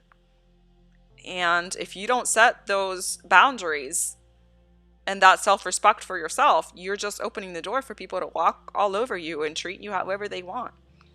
And that's not okay. It's okay to say, listen, this is not right. I'm not going to stand for this. I know that I deserve better than that. I appreciate your friendship. I value you as a person. But if you're not willing to conform to what I'm asking you out of this relationship, romantic or not, you can't be in my life. It's simple as that. Simple as that. And a lot of the times with people who are narcissistic like that tear others down in order to keep people in their lives, is the fact that they always think that they're irreplaceable. That if they're not in your life anymore, you're going to spin out of control. Your life is not going to be worth it. Basically, they always think that the whole world revolves around them. And the last thing I said to a narcissistic person is the fact that with me, where I have come to be as a person, is that I've come to realize that at the end of the day, you don't need anybody in your life except yourself. Make sure that you listen to that again. You do not need anybody in your life except yourself. I want people in my life. I want them to be a part of what I do, a part of my life, a part of being a friendship, a part of my relationships. But I don't need them to be. Don't get the two twisted. Don't get the two mixed up. Because if it ever comes to a point where I have come to the realization that this relationship, romantic, friendship, whatever this relationship dynamic might be, even family relationships, if you're getting out of this relationship with me a way to stroke your narcissistic ego, a way to put other people down, put me down, break my boundaries to make yourself feel better, I have no problem walking away, because I have come to a point in my life where I value myself enough. I respect myself enough to say, I deserve better than this. If you are not willing to give this to me, this amount of respect, that is the same respect that I'm willing to give you and everybody else, then I don't need to have you in my life. It is really important to set boundaries. And I know that a lot of people are afraid to do that, to state their boundaries, to say, this isn't okay, because they're afraid of losing people in their lives. But at the end of the day, is that the kind of person that you really want around? Someone who's toxic and negative and puts you down and makes you feel like you're not worth it? That's not the kind of people that you should be surrounding yourself with. You need to be surrounding yourself with people who are positive, who are there for you, who say, you know what? You got this. I believe in you. Anything that you set your mind to, you can accomplish. That's the type of people that you need to be surrounding yourself with. Not with anybody else that isn't content where they are in life and need to make you feel worse, because rather than them working on themselves to better themselves and get to a point in life where they're proud of where they are and where they're going, they need to put you down, because it's easier to tear you down than it is to look at themselves and see what they're doing wrong and say, I need to fix this. And that's typical of a narcissistic person. So don't let anybody tear you down. Don't let anybody say that you can't do this and you can't do that and then you're not worth it, because you absolutely are. And if you're getting people in your life that are saying that, it's because they're intimidated by you, and because they know that you can accomplish these things. They don't want you to accomplish these things, because if you do and you get to a better state of mind than they are, then they're left with having to look at their mistakes, their shortcomings, and why they're not where they want to be and where they think they're supposed to be. And that's the best advice that I can honestly give anybody that's feeling down about themselves, that are in these negative relationships there and they don't know how to get out of them, is that, if I can tell anybody, is that you can live without this person you think you can live without. I went through it. I thought that I was going to die, that I wasn't going to be me anymore, and that I wasn't going to be worth it anymore, that if my ex-husband left me, it was going to be the end of the world. And guess what? It's been since 2012, been almost 10 years. I'm still here, still happier than I ever was in that relationship. And it was a learning experience, a learning lesson to say, never allow anybody, no matter who it is, to treat you that way, to make you think that you are less than what you know you're worth. And worth is one of those things that nobody else can set for you. You set for yourself. So if you tell yourself, I'm worthless, I'm terrible, I'm not good enough, then that's exactly what you are.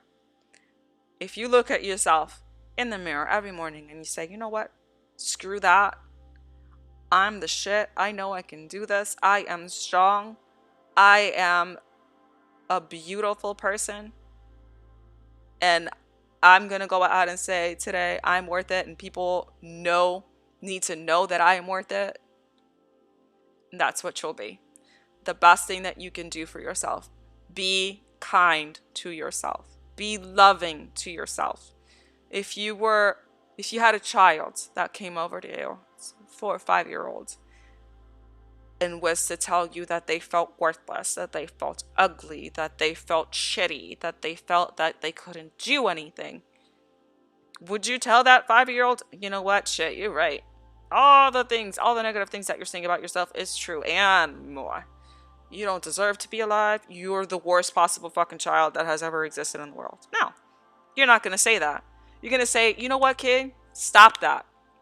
You're worth it. You're amazing. You're great. You can do anything that you accomplish your mind to. You just work hard. You know, you are the bomb. There is nobody that's ever been better than what you are. That's what you would tell that little kid. So if that's what you would tell that little kid, why would you tell the opposite to yourself? What you would tell that little kid that's saying that they're going through this and that and that they don't feel that they're worth it, if that's what you would tell that child, to say, love yourself, look at yourself, you know that you're beautiful, That's the way that you need to talk to yourself. You look at yourself in the mirror and pretend that you're that 5-year-old kid that needs advice, and be kind to them. And whatever you would say to them, that's what you need to say to yourself. Because it's no different. And I got 2 blow kisses. One for Loneliness Kills, mwah. And one for Starfunny, mwah. Loneliness Kills says, this may sound weird, but this for everyone because I want them to know that they are cared about. So for Mental Health Day, I'm redeeming it for everyone. I appreciate watching your stream, and I hope the best for you all, and take care, everyone. Absolutely. Mental health streams are I think that they're really important, and they're honestly not talked about enough in the streaming community. I think people think that if they open up and talk about their experiences, that they're going to be rejected. And if anything, I think there's a sense of beauty and real, genuine authenticity to say, hey, you know, this is what I've gone through. This is my life. This is how I'm getting over it. This is how I know that you can get through things, because I've lived through these things and I'm still here. And I'm not saying that every day is rosy and peachy. There are still some really hard freaking days. But at the end of the day, everything that life has taught me is to keep pushing forward, to keep being kind to myself, to tell myself that I'm worth it, to set boundaries, to let people know that I believe I should be respected just the same exact way that I'm respecting other people. That's so important. So important. Starfunny says, I find I'm a stronger person now than I was back then, and I live to prove people wrong. Exactly, Starfunny. Every negative thing that I have been told in my life, I use that as fuel to prove all of those people that said that I wasn't worth it, that said I wasn't going to make it, that said that I didn't have what it takes. That, yeah, I do, and I'm here to prove you wrong. The more negative things you say to me, the more I'm going to use that as a reason to push myself forward to prove you wrong. Don't give those people the time of the day, because like I said, if they are criticizing you and if they're putting you down, it's because they know you are capable of these things, and they want to keep you from it because they know that they themselves are not capable of the things they're telling you that you can't do. And because they know that you can, they don't want to see you succeed. Because then what does that say about themselves? If you, who they keep saying that can't do these things, succeeds, and they're still not able to do it because they're in that negative mindset, what does that say? Nobody likes to turn around and take a look at their own shortcomings. And people like that, like I said, they're busy at pointing everybody else's flaws because they don't want to notice their own, because their own are bigger. And let me see, keep reading here. The therapist says to think of yourself as a child and tell yourself what you need to hear. Absolutely. That's a really, really great advice. And it's like, it's the things that you're telling yourself on a daily basis. You wouldn't tell a child, you wouldn't tell a 5-year-old, you wouldn't tell a 6-year-old these things. Then why are you saying these things to yourself? It's no different. You need to learn to be kind to yourself. You need to learn to give yourself a break when things don't go as planned and things go wrong, and cut yourself some slack when you make mistakes, because at the end of the day, it is a mistake if you don't keep repeating it over and over and over. Now, if you keep repeating the same thing over and over and over again, then it's no longer a mistake. That's a choice. And at what point in time are you going to say, I'm worthy of better choices than what I'm making for myself? So at the end of the day, we as a person have the power to move forward and become better versions of ourselves. Don't be in competition with anyone else. Be in competition with yourself to be better than what you were yesterday. That should be the only goal in life. Not to say, oh, my neighbor has this person has that, because at the end of the day, we each have our own milestones for success. Success is one of those things that's completely and utterly subjective, and what looks like success to me might be a failure to you. It's not relevant because the scales are different. The timeline of when I define success for myself comes at a different time than this person or that person. If you're ever going to compare yourself to someone else, is to take pointers on how you can improve yourself to become a better person, rather than take it in the negative of envy and jealousy of why am I not here and this person is. Be happy at the fact that that person has arrived there. There's nothing good coming from negative jealousy and envy and putting people down because you don't feel like they deserve to be where they are with what they've accomplished. That's just, it comes off as very ugly, and the only thing that does is poison you and poison yourself. That's it. You need to get out of that negative mindset and turn it into a positive one. And I'll keep saying it, as cliche as that sounds, it's 100% true. If you keep telling yourself the negative things, that's all you're going to be surrounded yourself with. And the best example that I can give myself is when I was in middle school. I had, hey sound waves, and absolutely, Stephanie, just keep swimming. When I was in middle school, I was very shy, very reserved, very quiet. I didn't think that anybody wanted to be friends with me. I thought that if I opened up to people, they would think that I was weird, because I was a very nerdy, studious kid, one stuck in the library all the time studying. Basically, think of Hermione. That's basically what I was. I was a Hermione. And then I found anime and drawing. And then all of a sudden I met this clique of people that were just as nerdy as I was when it came to gaming and video games. And I was the only girl because they were all boys. And then all of a sudden I was like, you know what? I have things in common with these people. And then I started opening up and realized that by being positive to myself and saying, oh, you know what? I can draw. I like anime. Anime is amazing. This is something that I can talk about in a positive light.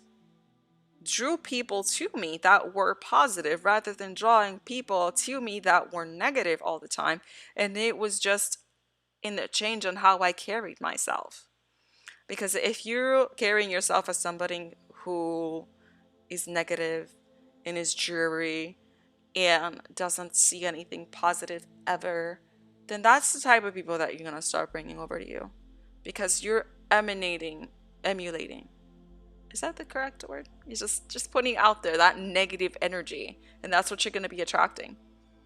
When I switched and started being positive and being happy and being proud of my accomplishments and being proud of who I was, not being ashamed of the person that I was, people finally started accepting me for who I was, not what I was pretending to be.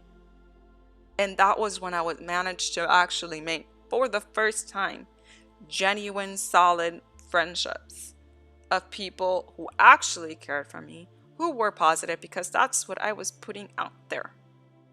And the people who were negative were intimidated at the fact that I was confident in myself finally. People like confidence. People are drawn to that than if you're negative. And you'll definitely see a change in your life if that's how you start approaching life. And like I said, it's not easy. It is something that you have to build on every single day, but it's 100% worth it. I'll tell you, it's 100% worth it. And hey, Pixie Blue.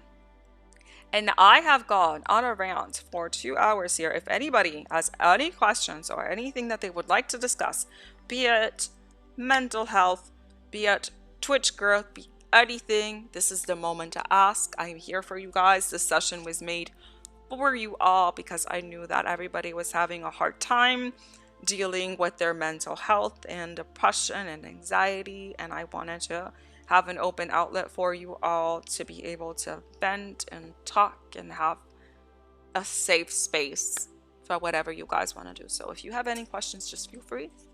You have me for a little bit longer. Anything that you want to ask me, anything that you want to say, anything that you want to comment on, I am here with the peaceful music in the background. And I'm going to take a sip of water because I've been rambling on for a while. Goodness. Hmm. Today, that was the goal for today, just to have a positive, empowering stream to let people know that it's okay to ask for help, that it's okay not to be okay.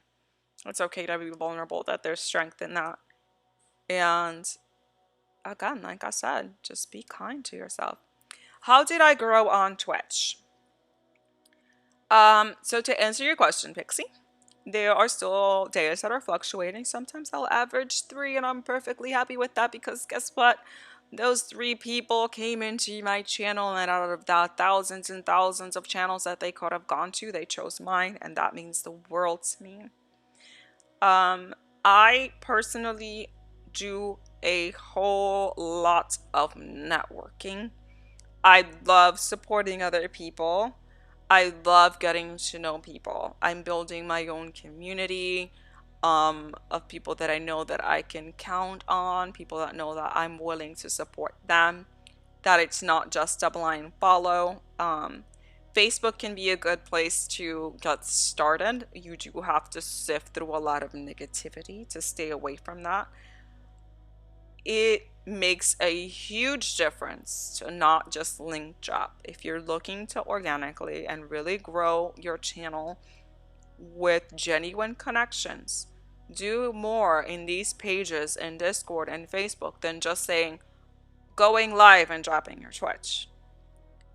You need to let people know what you're for.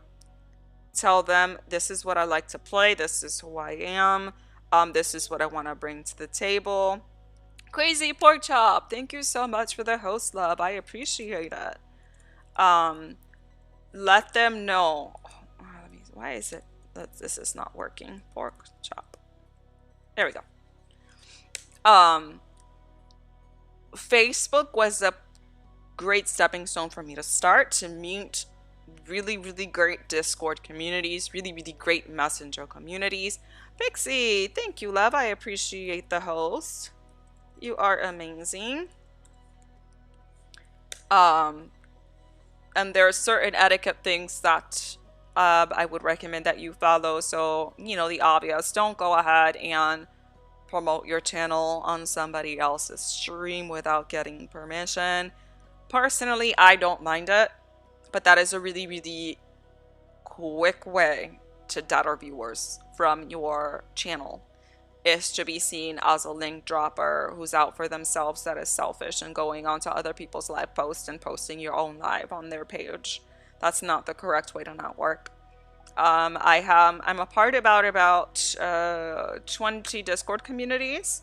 I try to say good morning pretty much every single day and ask how everybody's doing, getting my name out there, seeing when people are going live, and going in there saying hello, asking how they're doing, try to make those interactions. And some of them don't amount to anything, but a lot of them do.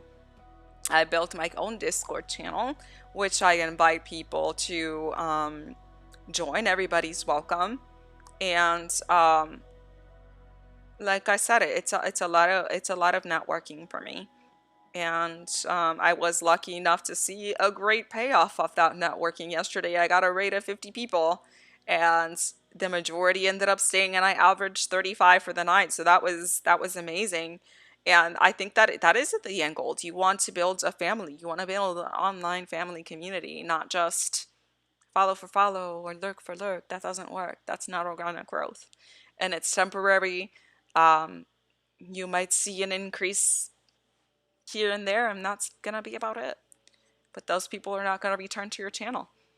I think that, yeah, dog hair in my mouth. That's what I think of. Oh, that being genuine to yourself and making yourself known by networking. Networking is really important. Finding Discord communities that are supportive and talking to them outside of just promoting your channel and having them get to know you is really important. Soundway says, my mom is always trying to control my life, even at my age of 40. I am right there with you, Soundwaves. My mom is super judgy when it comes to stuff like that. Like, If there's something that she doesn't agree with or that she doesn't think that I should do, she always has her 2 cents on that. And I think that's just part of a parent being a parent and being concerned. At the end of the day, I have to tell her, Mom, with all due respect, I love you. I know that you're my mother and you want what's best for me, but I am an adult and I need to learn to make my own mistakes. If you think it's a mistake, let me do it, because how else do you think that I'm going to grow as a person if I'm not allowed to make mistakes on my own? Certain things are not learned by someone else's experience. Some things are learned by me experiencing things myself. And even if it's your parent, you are allowed to set healthy boundaries of saying, Mom, this is not okay. You're crossing a line and I feel disrespected because I'm an adult and I am a person. And although I appreciate the concern, this is what I want to do because it is what makes me happy and I'm not hurting anyone else by doing it. War Actual, thank you so much for the resub. I appreciate it so much. Thank you, thank you. I wholeheartedly appreciate it. Let me go ahead and give you a shout out, love. Let me see any other questions that I have here. Goku says, how do you get over the feeling of what I am doing wrong when I see other streamers getting followers and donations and bits, and then I stream and I hardly get anything? Okay, so Goku. The way that I see this platform, I started it as far as Twitch, because with the whole COVID and everything going on and me not being able to go out and socialize and see people, and then at the same time I had lost my job, so all of my means of socialization were severed and I was feeling really, really isolated and lonely and I needed an outlet. So I started watching Adelaide Kane. I'm a huge fan of her. She's in Reign and Teen Wolf, and she's in a whole bunch of other shows. And she was really, really approachable, really lovely. We started talking on her channel, and she was like, you know what? Go for it. What's the worst that can happen? So for me, I started this because why is this not working? Here we go. Because I needed an outlet. It wasn't something that I was doing it for monetary purposes. Twitch, if you're approaching it in the aspect of I want this to be profitable for me, it's probably gonna bring you more unhappiness than not. For me, I would just say turn off that viewer count so that you don't see how many people are actually watching your channel, because you're just gonna be stressing yourself over numbers, and just keep pushing forward.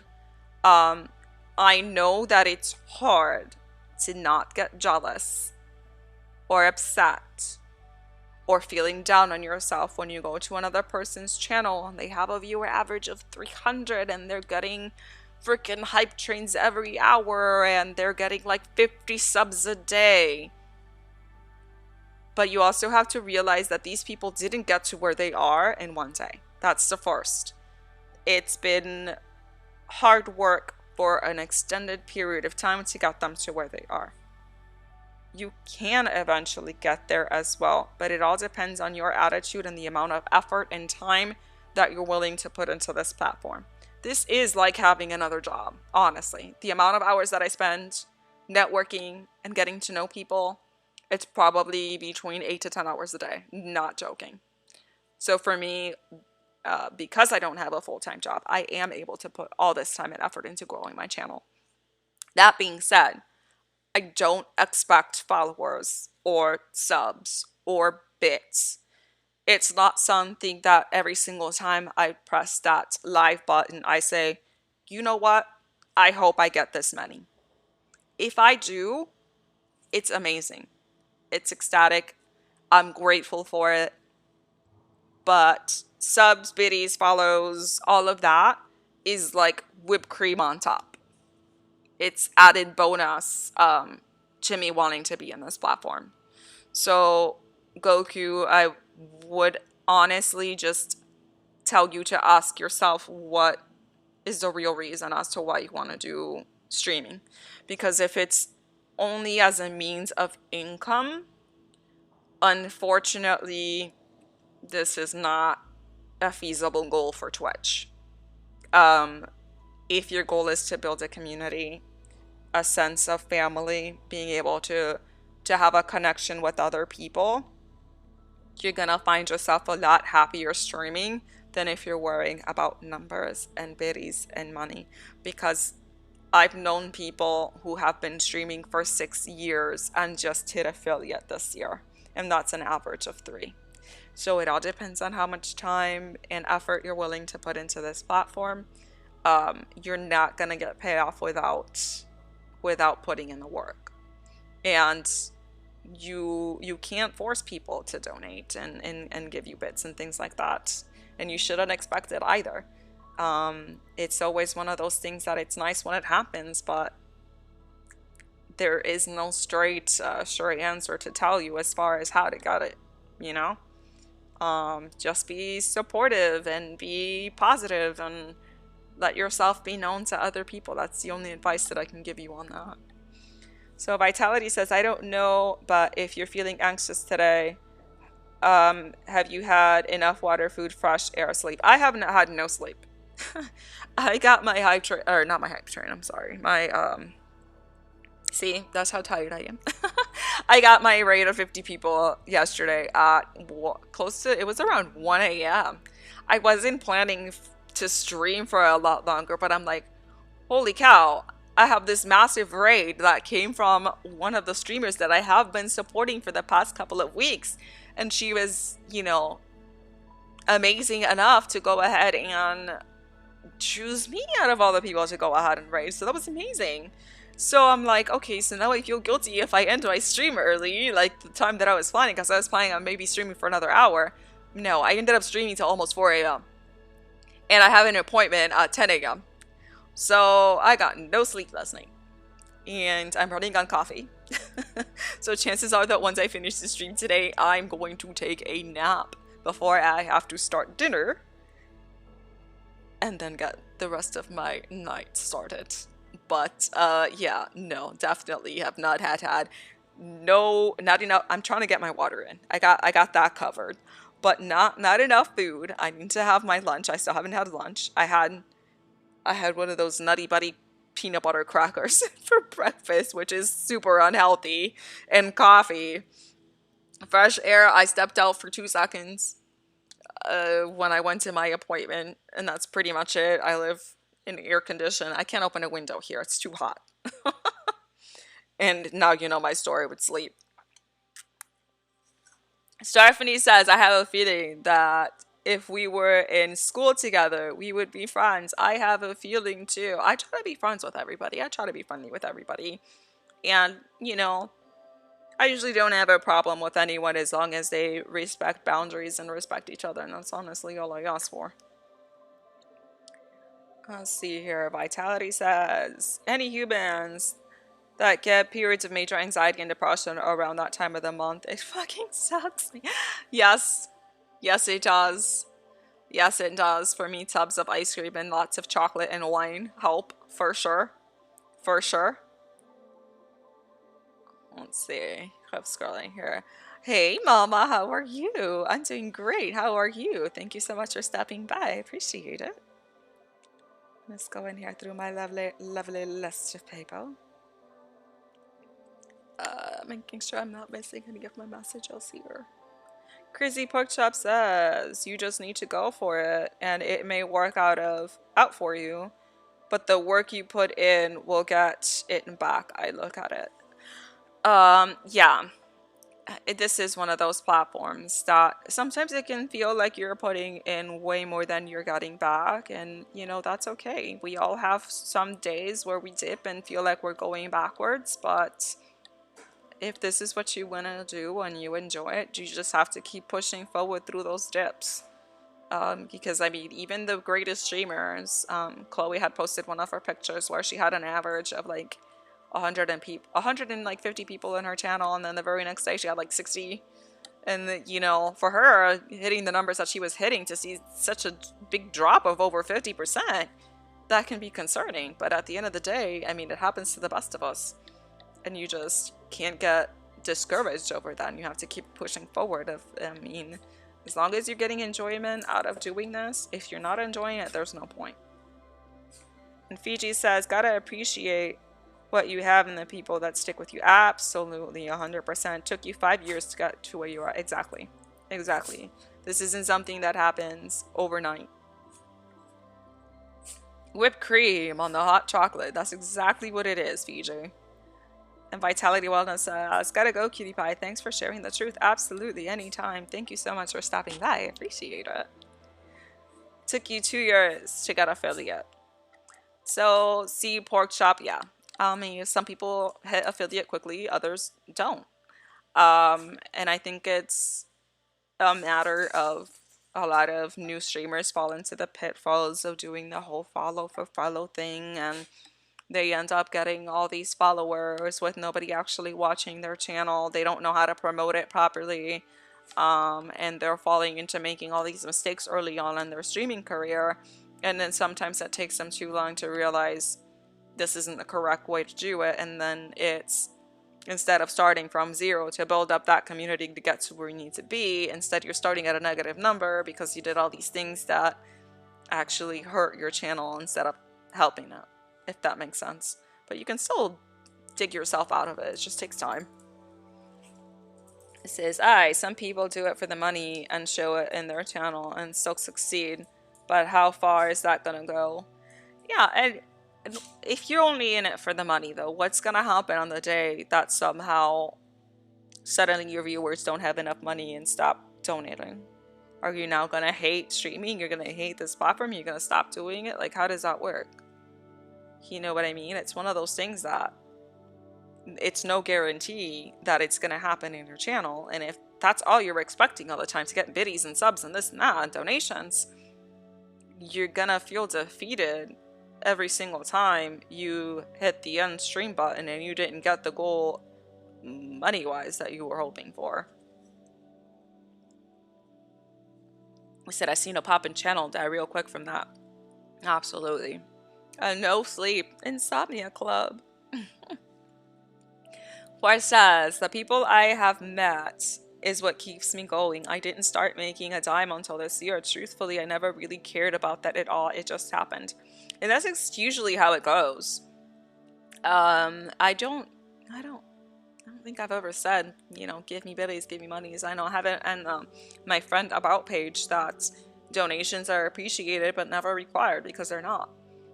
Anything that I get for my channel is going right back into my channel. As far as donations and stuff, you know, I purchased all the emote list to add to the channel for anybody that subscribes to my channel. I bought my ring light. I just bought a graphics card, not a graphics card, but I keep calling graphics card, a capture card, because I was having issues with the remote play being able to stream from the PlayStation. So I just set that up last night and did the first run. Had to work out a couple of technical issues and kinks like that. But now I don't have a connection issue with my PlayStation while I'm trying to stream games.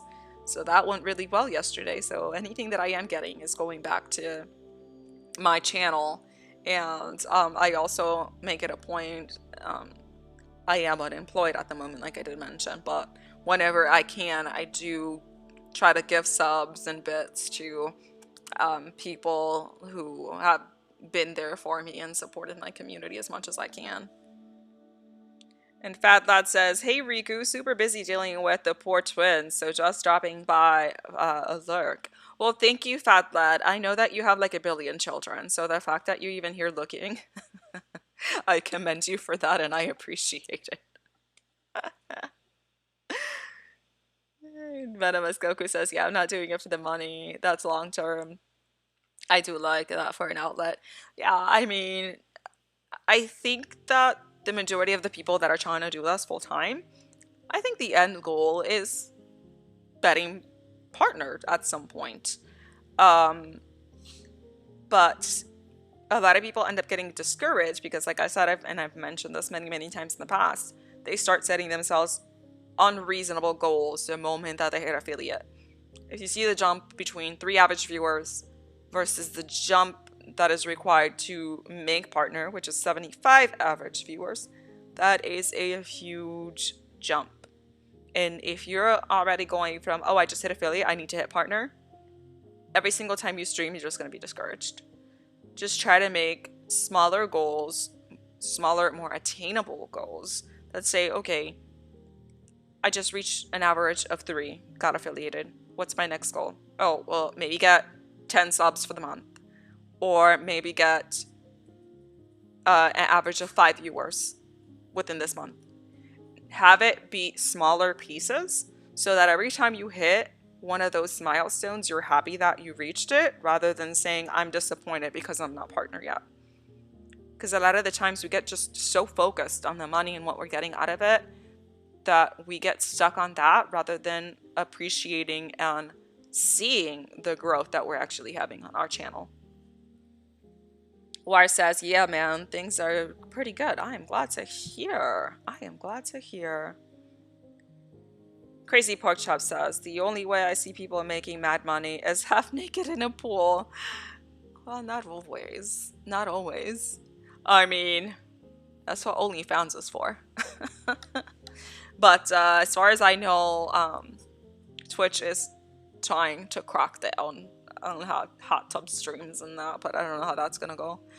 Yeah, I mean, I've seen people. There was oh my gosh, what was her name? I forgot her name.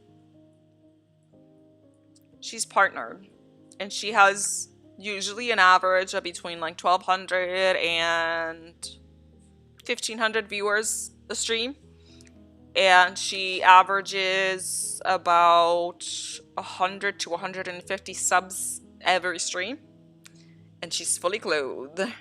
So, you know, she writes music, she's a gamer, she does just chatting sessions, so she's well-rounded streamer that does a little bit of everything. And she's been streaming, I think she said, for a period of 7 years or so. So definitely not something that happened for her overnight either to get to the status where she is. No, it wasn't her name. Isn't she a hot tub streamer? I feel like I've heard that name before. No. It was something fairy. I can't remember her name. Oh my gosh. But I haven't seen her stream in a couple of weeks. I think she's taking a break. But yeah, she averages a good 100, 150 subs. And that's just subs alone every single time she streams. So she's like, you know, I make enough from this that I could have this as a full-time if I wanted to. A full-time job if I wanted to. But it was a lot of work and effort that she has put on her part for that. And I'm dying. I'm thirsty. Any other questions you guys have for me? Questions, concerns, things you want to talk about?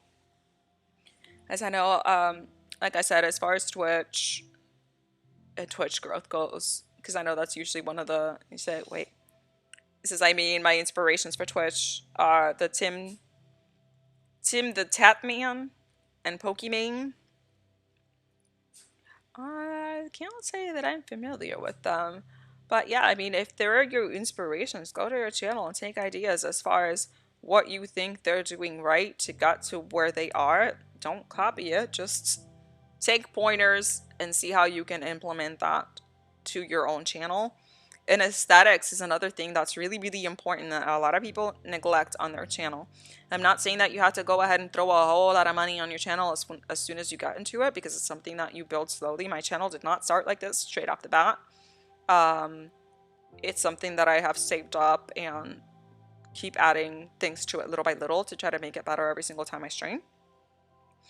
But as far as like my overlay and everything, if you see some of the very first streams that I did, like I said, I was doing streams straight from PlayStation, and I was averaging 1 viewer for 8 hours of streaming, and I didn't really see a change in my views until I ended up connecting my PlayStation to my laptop and started adding things to try to make my channel more attractive and more appealing, because a lot of the times that's how you get that first impulse click. If your channel looks nice and clean and it looks professional and it looks like you're putting effort into your channel, it can get that first click, and usually people will give you about 5 minutes at a time of the day, and if they like your channel, they can go ahead and hit that follow button and can become one of those loyal viewers in the future. Amirath is the hot tub streamer that they took the money away from. Oh, I see. But to be fair, they're not really even like taking money away from her. They were taking advertisements away from her. How much money do you really make an ad anyway?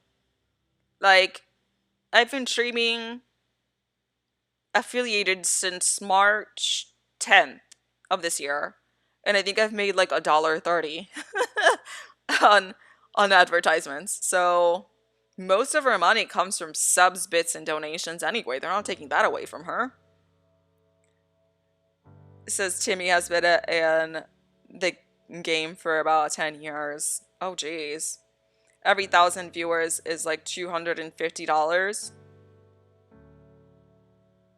I don't know about that. Because if that's the case, I'm at 4,000 views on my channel overall, and I guarantee you that ads have not given me $250. I'm like at $1.50.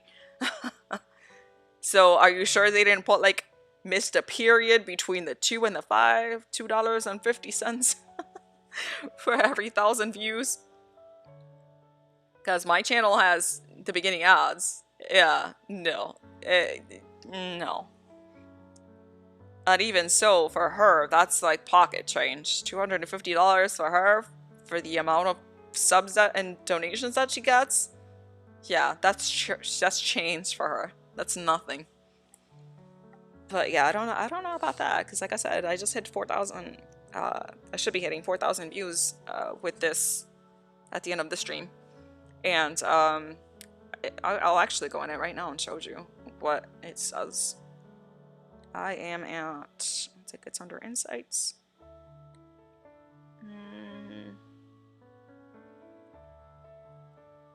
Okay, so I am at 4,082 views at the moment. And my channel analytics say that for ads, I have made $1.92.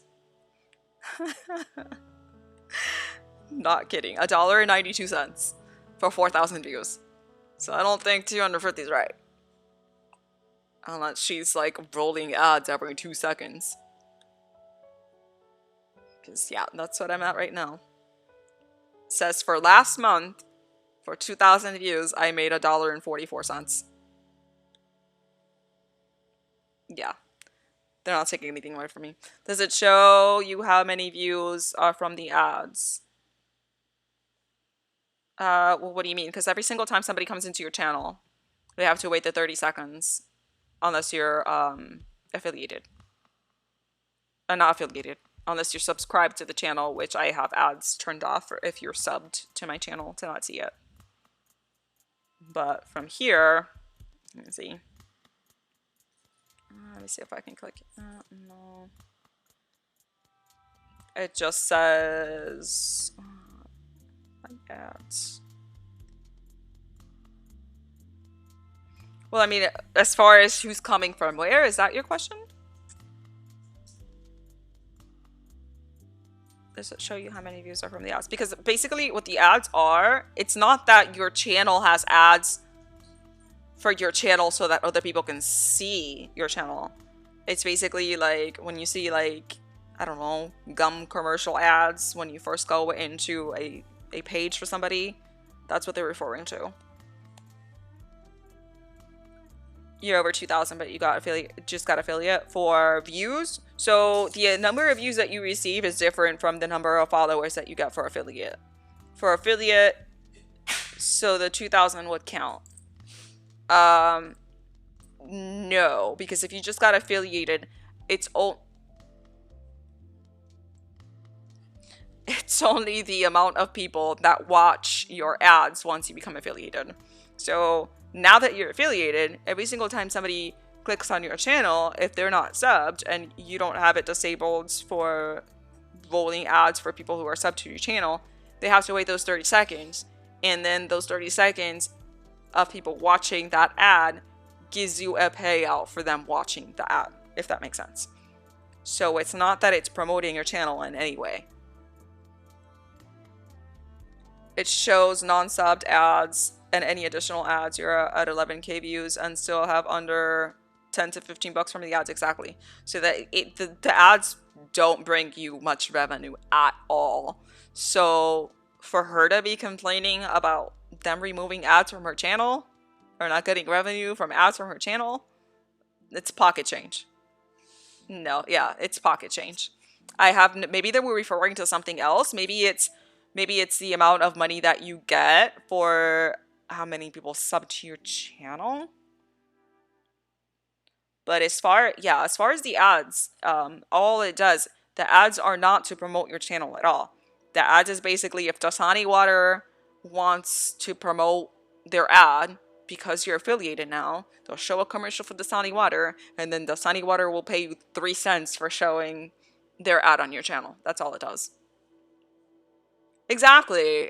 She makes almost of her money from her OnlyFans, so I'm not exactly sure why she's complaining that they're taking away a couple bucks away from her. Yeah, that might be closer for subs, because for subs, you get. I know that they said that they're changing it. I don't know when they're planning on implementing the changes, but currently, no matter what country you're from, it's $5 American money. So Twitch keeps half, and you get paid $2.50 a sub, $2.50 a sub. And then if they do Prime a subscription, I think it's a couple cents less. It's like $2 and like 30 cents a sub or something like that for doing Prime Gaming. And then for what is that saying? Yeah, so that's basically how much. So they were saying that the changes that they were going to implement is that instead of always being $5 American money, it's going to be $5 in the currency that they're in. So unfortunately, if that change gets implemented, we're going to make even less money as affiliate, because they were saying, I think the country which was the worst conversion rate was Turkey. That 5 of their dollars equals Twitch payout of like 13 cents or something ridiculous like that for a sub for an affiliate. So I hope they don't implement that, because that would just take a real big hit to everybody's revenue if that's the case. It says it depends if you have 10,000 active viewers and run an ad. That can add up, but really you are doing them to get the sub. Yeah, exactly. Well, if you guys don't have any more questions for me, I do have to go start making dinner because I'm hungry. Gonna have to iron some clothes. So I am gonna go ahead and take a look at who is on, so that I can go ahead and give a lovely raid. Lovely raid. Who's on? Let me see.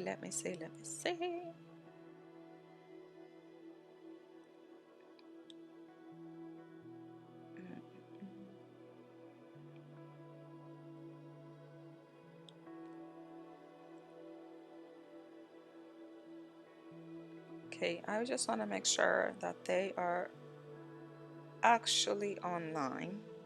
So there's been plenty of times where I have raided and then I take you all to a blank page because I finished. So I think they said it's gonna be local currency. Yeah, exactly. It's gonna be local currency instead of USD. So it'll equal 5 of whatever the currency is. So in the conversion rate to American money, you're barely gonna be making some money in some countries. So that's gonna be pretty terrible. But let me see.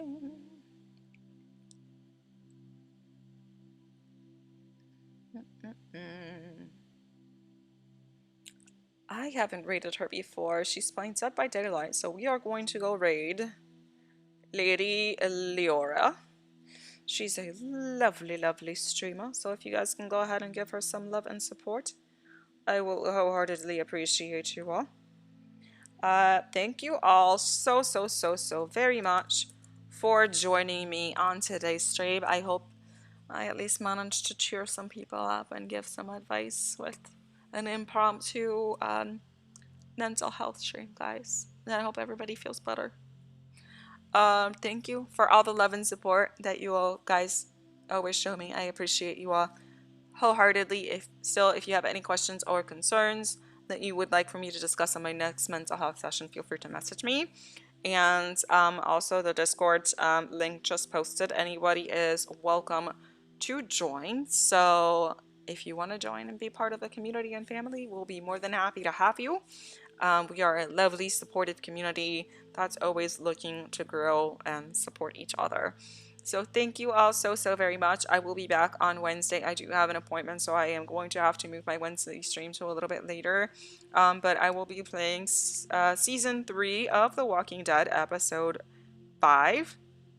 And that should be it for the last episode for season 3, and then we should be starting season 4. And if I remember correctly, season 4 is the last season, so then we will start a new game after we finish season 4. Thank you all very much. I hope you all have a wonderful and blessed day, and know that you are lovely and you are worth it. And I will see you on the next time. Bye. Thank you, guys.